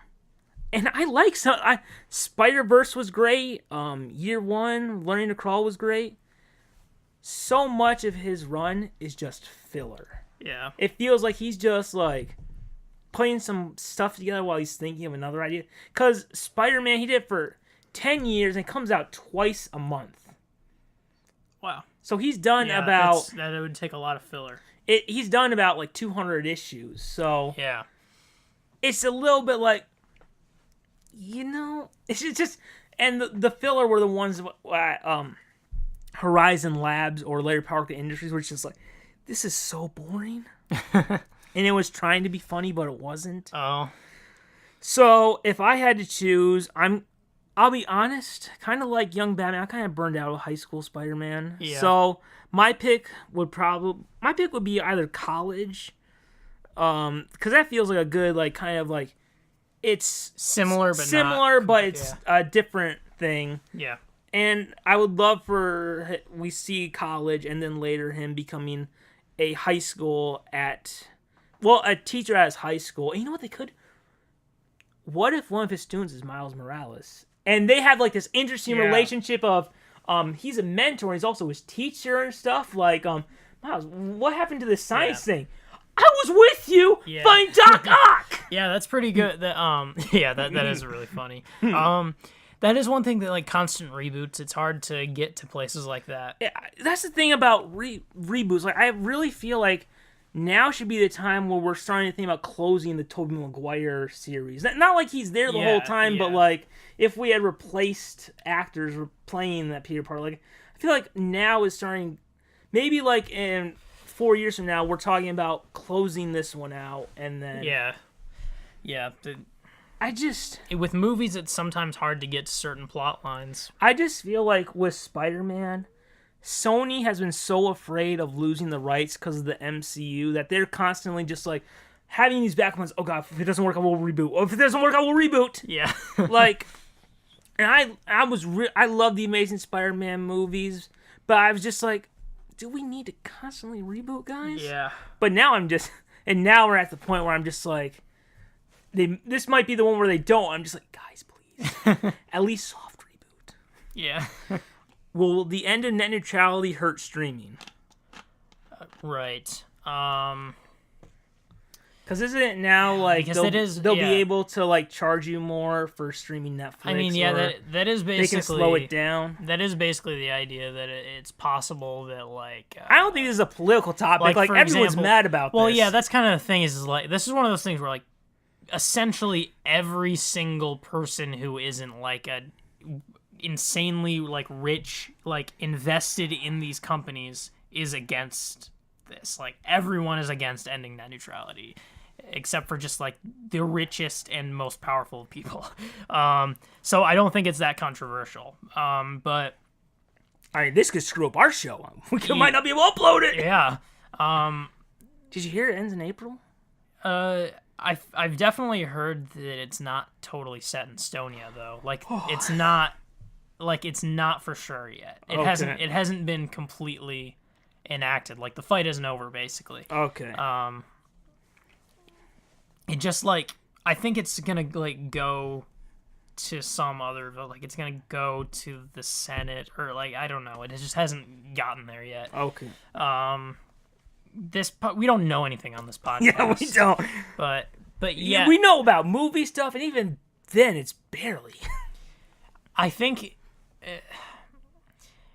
because like, everyone wants to get into the streaming service. Yeah. Could this end up hurting it? It definitely creates more of a problem of like being able to like monopolize on one streaming service. Like it would definitely it does hurt competition of anything new trying to like if anyone new wanted to try starting a streaming service, they'd be screwed basically. Yeah. But it's really hard because it's all hypothetical technically because like it just removes the boundaries that prohibit taking action on like right now it would be illegal to make Netflix slower for you because like your internet provider is sided with Hulu for some reason. Like it would be illegal to do that, and removing this would just make it not illegal anymore. So it's hard to say exactly what would happen, but potentially, yeah. Do you think, like, average people, after having it freeze and freeze and freeze... Let's say you have a TV and internet provider. Yeah. And they're bringing in one streaming service, and they decide to slow down their competition. Yeah. It's for average people who kind of aren't, like, looking at who owns what. Yeah. Could it be, like, after so many times having it freeze, you're just like, I am done with this streaming. Yeah, I mean, that's kind of, that's the idea. Is like, say there's a streaming service that has really good options, like, say, they're like, it's like, it has all the options in Netflix, but it's only $7 a month. Like, if someone wanted to start that and they somehow got all the rights and, like, they managed to do that, but they hit the market and they're slowed down compared to Netflix, like, drastically, that would probably happen where people are like, this service is stupid. It's slow, it doesn't work. So it could potentially kill any new stuff like that for sure. So sometimes, like you said, a rock and a pebble. Yep. A positive. You just gotta. Could this save physical media? I think that is not even a pebble in this case. It's not even like saving I don't think it would either way. Like because it's not going to kill all streaming services. I don't think it would kill like competition of streaming services. So people would still have, and it would kill like maybe a certain show can't get onto Hulu, and Hulu is the one that like is getting good connection. So it would also potentially kill shows trying to get onto these different streaming services.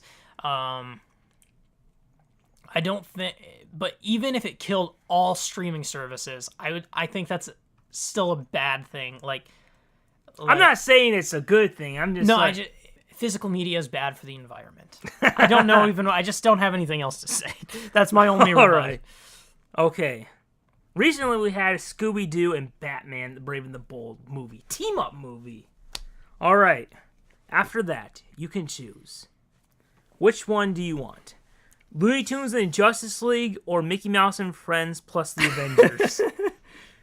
I will go Looney Tunes and Justice League. That's what I'm thinking because Looney Tunes was more of my jam. That like Justice League and Avengers, like if you ignore the movies they're in, are about equal to me. In a way, Justice League probably has an edge a bit. Just if you're just looking at the character choices, Justice League kind of has an edge there.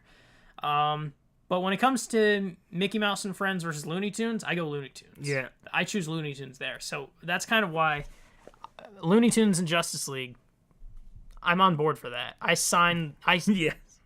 That gets my seal of approval. Yeah, for me, Looney Tunes are my favorite cartoons. And for me, by far, as much as I like the Avengers, the Justice League characters are by far my favorite. Like, Yeah. I'll take Batman, Superman, The Flash, Wonder Woman any day over Cap and Iron Man and Thor, even though I still really like those characters. It's just these other ones mean so much more to me.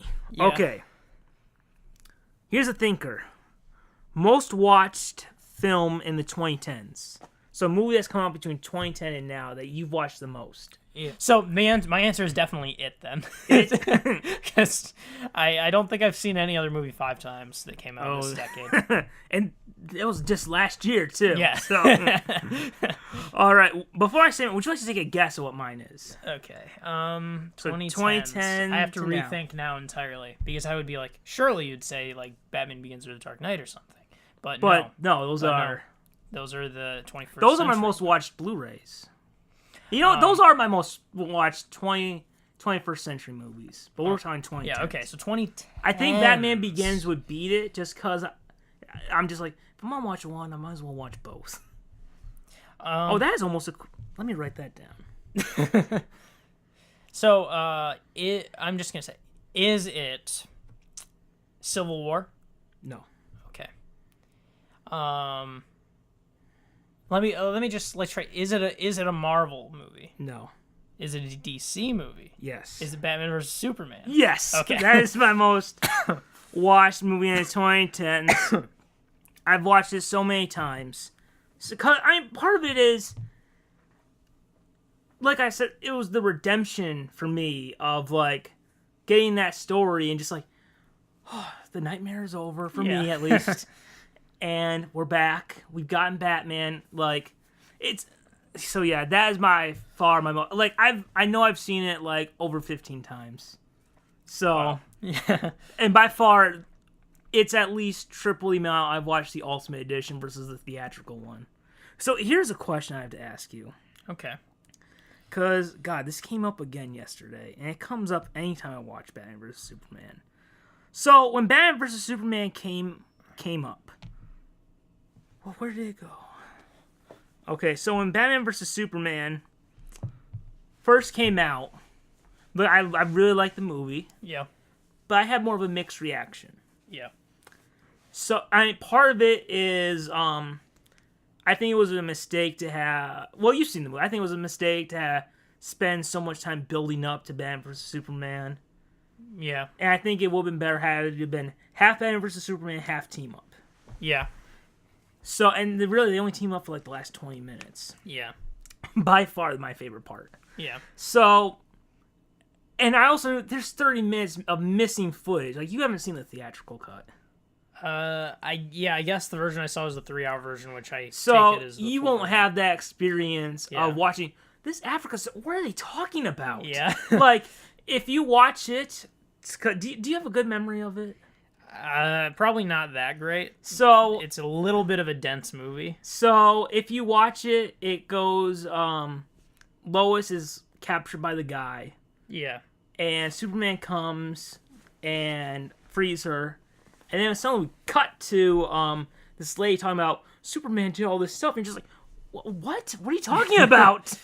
So I mean, and walking in, because I read stuff, I knew there was 30 minutes missing, so I'm just like, what is that 30 minutes? That was clearly very important. So every time, and also when I walked out, I was like, what did you think? I was like, it was okay, but to fix it, it would have been do. You know, I listed a bunch of things that I fixed. Yeah.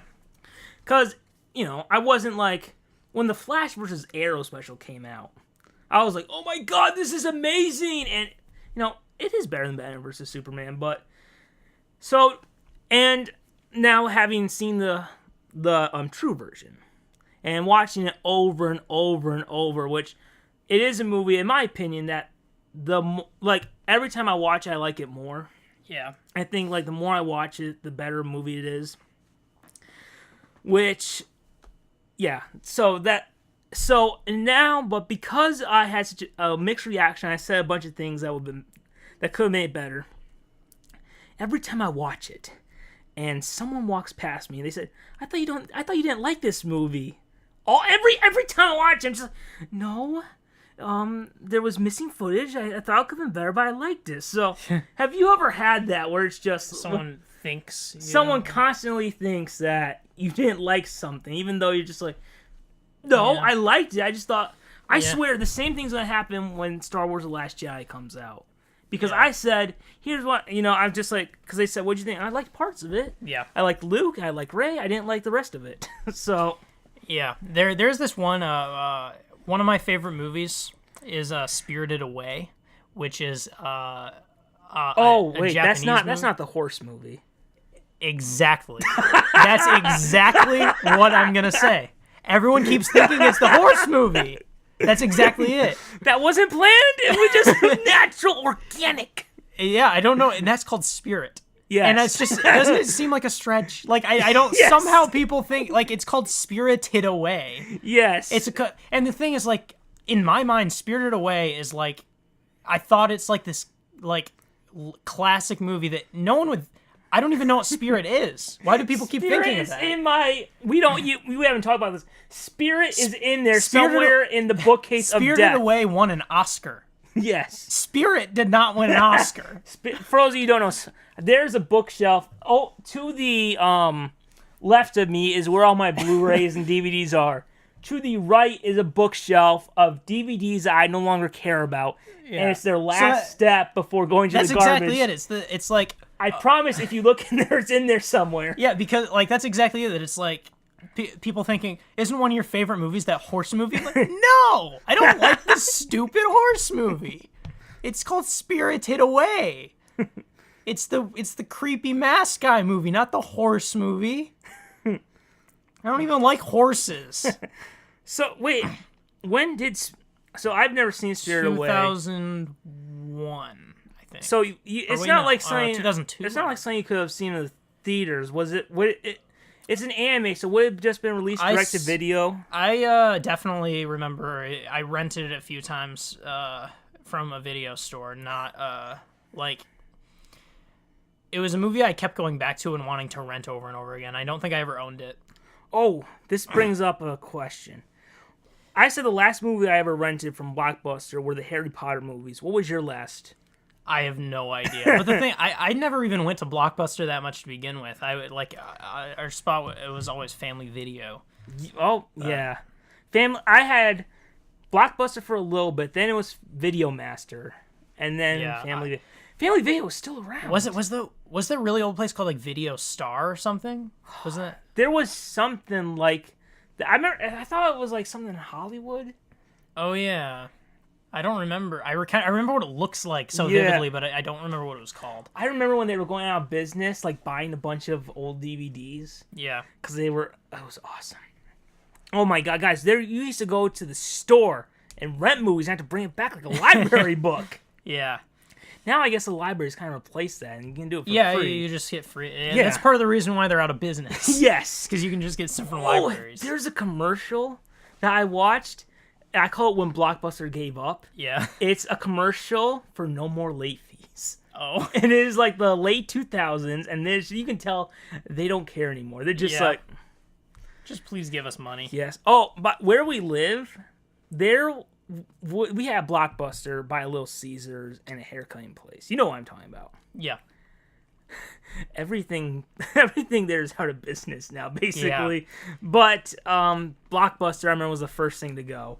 And Radio Shack! Yeah! Yes! Apparently it's not a good area to open in, I guess not. Unless you're the liquor store. Yeah. Well, which, you drive past it and it's the one that's open all night. Yeah. Alright, so just a few more left and then we'll wrap this up, guys. Alright. you have to choose one thing that you can have your media. Okay. You're gonna lose. Okay, you have to choose one of these, and it's gonna replace the other one. You can never have the other one again. Okay. A media player. You can have the cassette player, a VCR, or an old cartridge video game system. Okay, so I can only have one of them, and the other ones are gone. No, well, you can have one, but like you have to choose one. And like cassette player, you will lose MP3 and CD player. I lose the other parts. VCR, of the you will lose. So Blu-ray like if I choose and DVD, like if I were to choose Nintendo 64, I can't play other video games anymore. they're gone. Okay. You can have other cartridge ones or older ones, but Oh, I see. So other old mediums. but the new one is gone forever. The thing is, right off the bat, I think cassette player, like, that's a terrible choice because, first of all, like, I almost picked record player, Yeah. but then I'm just like, that's coming back, so screw yeah, that. that's exactly, because honestly, like, at least from what I've learned, cassettes are, like, the worst sounding, even, of anything. Like, they literally, like, records and, like, I would say even, like, 8-tracks, like, they went down. Like, cassettes, supposedly, and I can kind of tell, sound worse. So they literally... good sound, terrible, and then back to good sound. Like, so that's just a bad choice in general. Hey, want to get nostalgic real quick? Remember the cassette players in the car where you would have it and then automatically would flip it? Oh, right, yeah. Yeah, so cassettes, they're kind of going to stay dead a bit. Although they do print some new ones just for people who are super collectors. Do they? Yeah, I even just bought one. Do they have one for Guardians of the Galaxy? They probably do. I would say almost definitely. What one did you buy? Jeez, I bought it. There's like, they basically certain record labels will like print them just for collectors. So there's like an album by no one's gonna know what this is, but there's a band, Tiny Moving Parts. They put out orange cassettes. It made me think of like it's a Nickelodeon cassette. So yeah, it was cool because it was an orange cassette, and I collect music stuff, but I don't even really have a way to play it. It's just kind of cool. But see, the thing is, old video games are really some of the best to me, so that is a good choice, but I almost feel like a VCR would be frustrating. Remember when tapes would get stuck? Yeah. Oh, but guys, these magical little black boxes. Yeah. They're like newborn babies. They're very fragile, and they can get stuck in the... Where's my label? It's gone. Oh, God. Now I'm going to have to get a gray Sharpie if I want to... I can't record anything. The days of that are done. Oh, no. Because you switched to X1, and now VCR won't do it. Yeah. See, that's a question. What was the last thing you recorded on VHS? I have no clue at all. So the last thing I recorded in 2014, the CW was going to air the last Saturday morning cartoon block. And you wanted to go old school? Well, I felt safe with this because DVD could get scratched. Yeah. So this is, and if I want, I could always transfer it to a DVD. Yeah. So, haven't watched it yet. Yeah. I've been going through some of my old tapes that I made like 10 years ago, and because I remember recording them and thinking, man, 10 years this is gonna be worth it, and it was. Yeah. Like, so what would happen if you choosing VCR in this? Would I not be able to watch new movies anymore? Because they're not putting them out on VCR. No. I just can't watch new movies anymore. You can't unless they come out on VHS. I still think that's what I'm going to pick. You're going to bring back the VHS? Yeah. I would choose that too. I love my VHS. Yeah. Because I just feel like I would miss new mediums of listening to music and new mediums of playing video games more than I would miss that. Because it's a good feeling, really, to pop in I just, in my brain, I just couldn't for a second remember which way it goes. That one of them is VHS, but now I remember it's a VHS tape. Okay. Did you ever have the video cassette rewinder? I think a long time, pretty early you on. could put it in, shut it down, and then it will rewind the tape. For those of you who didn't feel like pressing stop and then rewind on the actual VCR. Oh, yeah. I mean, I feel like I'm probably just had it on the VCR itself. I think that's all. Like, I had a using. separate one. Yeah. I don't know why. Is it faster? I think it was like for a little kid, so you didn't screw it up. Oh. Because Okay. I was in charge of my VCR. Yeah. I was 4 years old. They wanted to watch news. I said, we watching Batman. Yeah. All right, so last few questions, guys. We're gonna wrap up this show. We're tired. Our throats hurt. Is there a movie you didn't like, and then you rewatched it, and then you did like it? Didn't like Or it can be like you had like I had with Batman vs Superman. I had a mixed reaction, but then the more I watched, the more I liked it. Yeah. Like every time I watch, I like it more and more. But I had like I didn't have the most positive reaction at first. Right. Jeez, I really don't know if I'm gonna have one for this. Especially because I feel like I'm so much more of a person who gets way too positive of a reaction at first and then has to cool down. I'm much more on that side of the coin than the Tails side, as I abandoned in the last episode. Is your answer just Batman vs Superman? Well, I had another one that I thought this movie is. I like Batman vs. I had a mixed reaction. Now I like it more. This one I thought was terrible, and then like I rewatched it. I was like, this is pretty good. Oh. All right, I don't know if you've ever seen it, and maybe you've seen it once, and maybe it's something to check again. Yeah. Have you ever seen Dinner for Schmucks? Oh, just once. I don't. It's the first time I remember thinking, this is a horrible piece of crap. Yeah. And then for some reason it was on TV, and I just sat there just like, this is kind of good. And it's like the more I watch it, the more I like it. Huh. I almost feel like that's kind of a good, like, I feel like maybe a lot of weird comedies like that is probably like that. Like, I don't know how to, like, I feel like that would probably be something that I'd say. Because I did just see it once, and it didn't leave much of an impression on me. Like, I was Steve Carell's leaving for this crap? Yeah. And then I watched it, it's like, it's not as bad as I remember. And then it's like, I watch it more and more, and I like it more. Yeah. Like, how many times have you seen it now? I've seen it like, probably 6 or 7. Dang. Wow. So, is there a movie, is there a verse? Is there a movie, like, you kind of thought was okay or something, and then over time it, like, fell? Where I just started to hate it more and more? It's so hard to have, just because this happens so much on the podcast, I feel like I have to just acknowledge it, where it is so hard to know I have to keep speaking because it's a podcast, but to also have to think of something at the same time. Sure. I have to say, I was worried that this would happen with The Last Jedi because so many people were saying it was happening to them where they realized it sucked, but it hasn't happened yet. So, because, although I was worried that it would. So I don't know if I have a good one.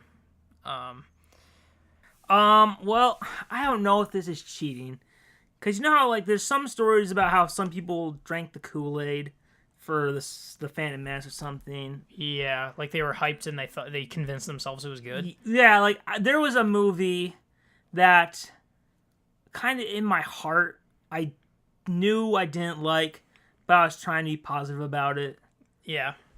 And that was the first 12 hours of Spider-Man Homecoming.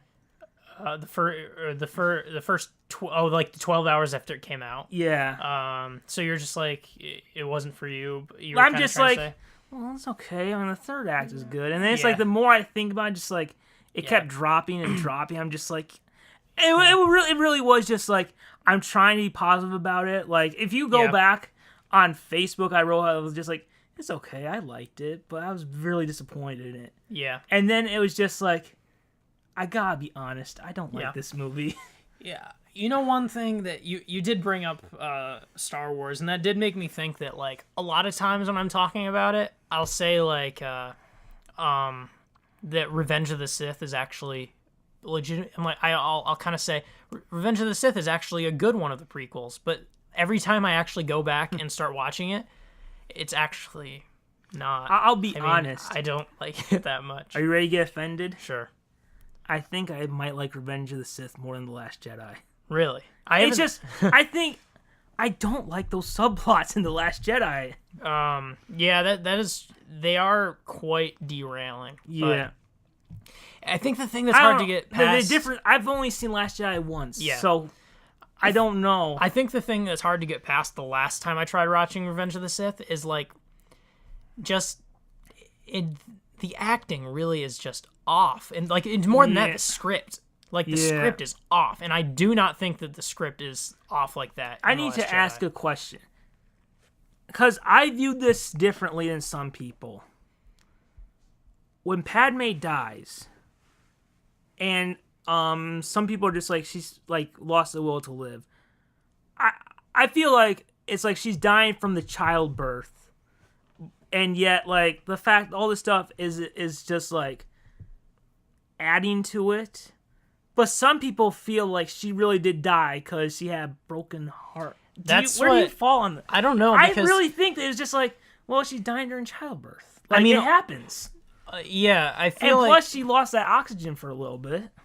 It seems like impossible that it would be that she just died from being sad, but then it's one of the prequels. I don't know. But, like... I mean, for years, when Qui-Gon asked Anakin's mom, who's his father? And she goes, there was no father. I thought she was just real friendly. Oh. And, it was a Maury baby. Yeah. For years, until someone brought up to me, I'm just like, is that true? Like... Yeah. It's supposed to be a virgin birth. Yeah. Boy. Those are the weird directions that I just... For years, I am one time, I'm like 10 years old, I'm just like, oh, daddy left. That's not... Yeah. Yep. Did you ever think... Did you know the whole time that... I don't know if I even thought about it as a kid. I swear I thought it was just like, he left. The dad left. In past years, I did realize, like, he just was... Yeah, she just got pregnant. It's like, I'm just like, really? I thought she was real. I honestly, like... The prequels are so baffling to me that I do sometimes just think, like, people who honestly think that, like...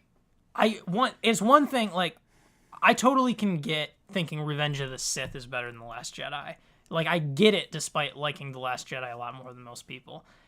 But thinking that it's the worst one, even compared to, like, The Phantom Menace... Phantom Menace, I think, is so boring. It's boring and weirdly bad. Like it's jarring. I personally think it's jarringly bad. Yeah. I personally think it's worse than Attack of the Clones. I think it's the worst Star Wars movie. The last time I kind of watched them at like double speed just to kind of get a good laugh, I did think it was the worst one.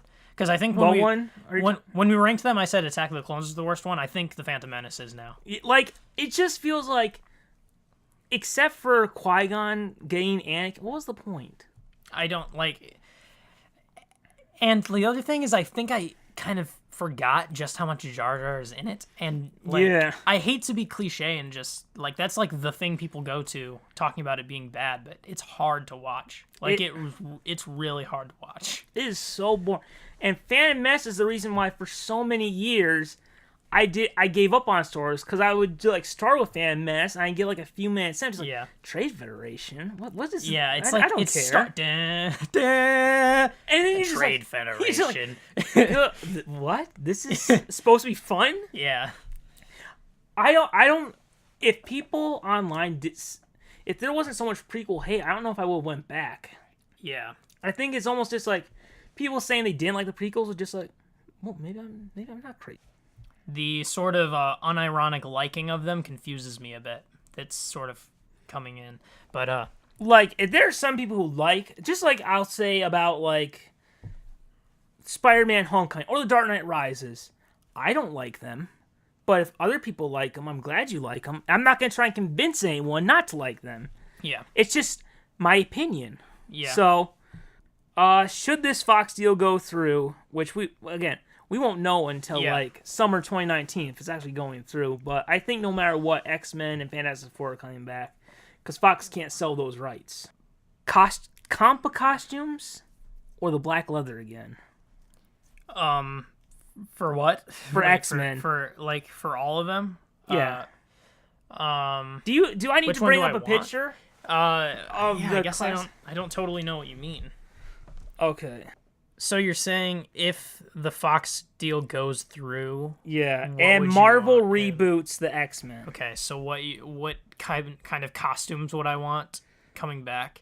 Do you want can them see to it. have comic book costumes like that, Yeah. or the black leather again?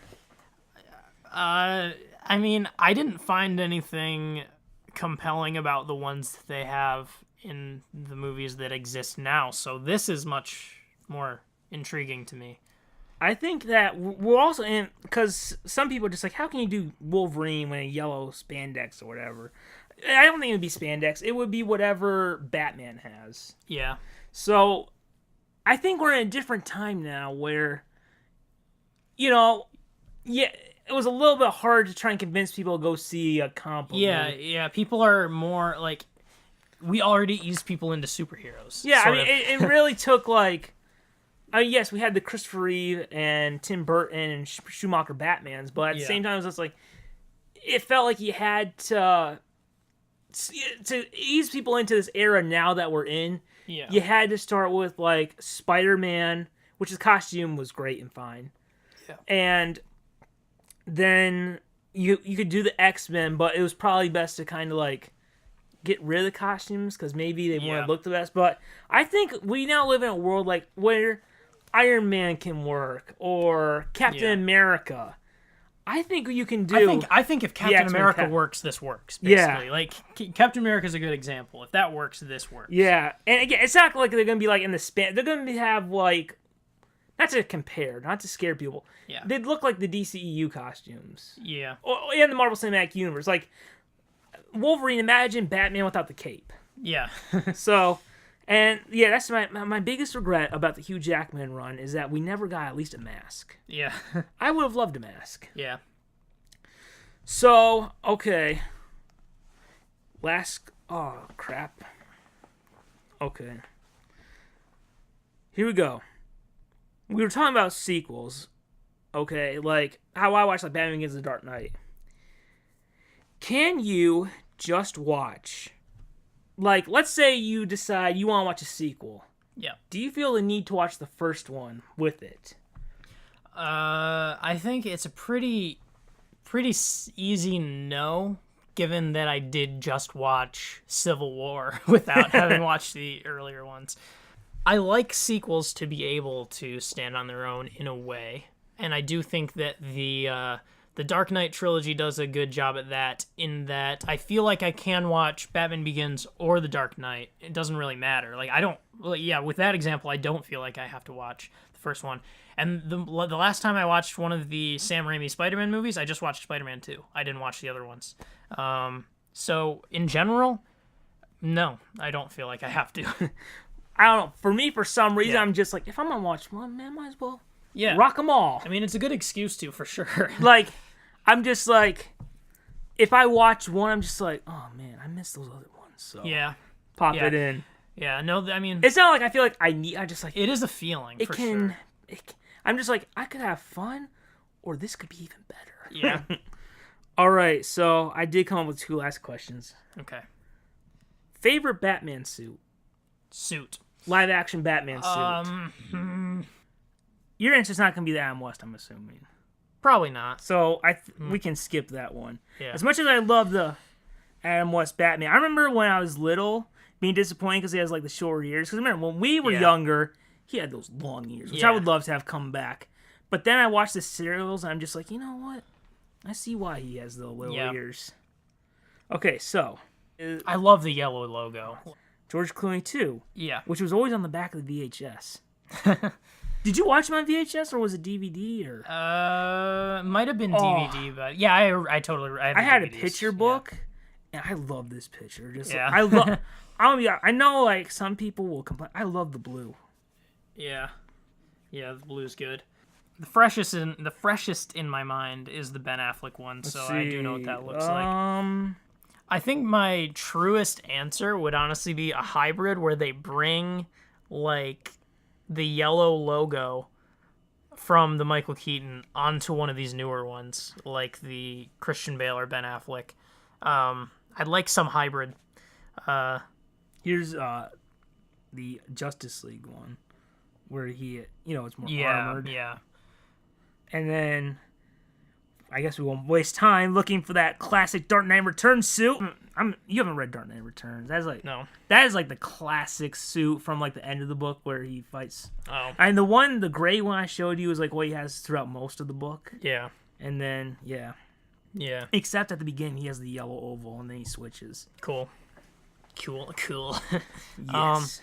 What was the question? Just favorite? Favorite Batman live action suit? Since I can't fuse them into a hybrid, I'm gonna say the Michael Keaton one. Which one? This Okay. is Batman Returns.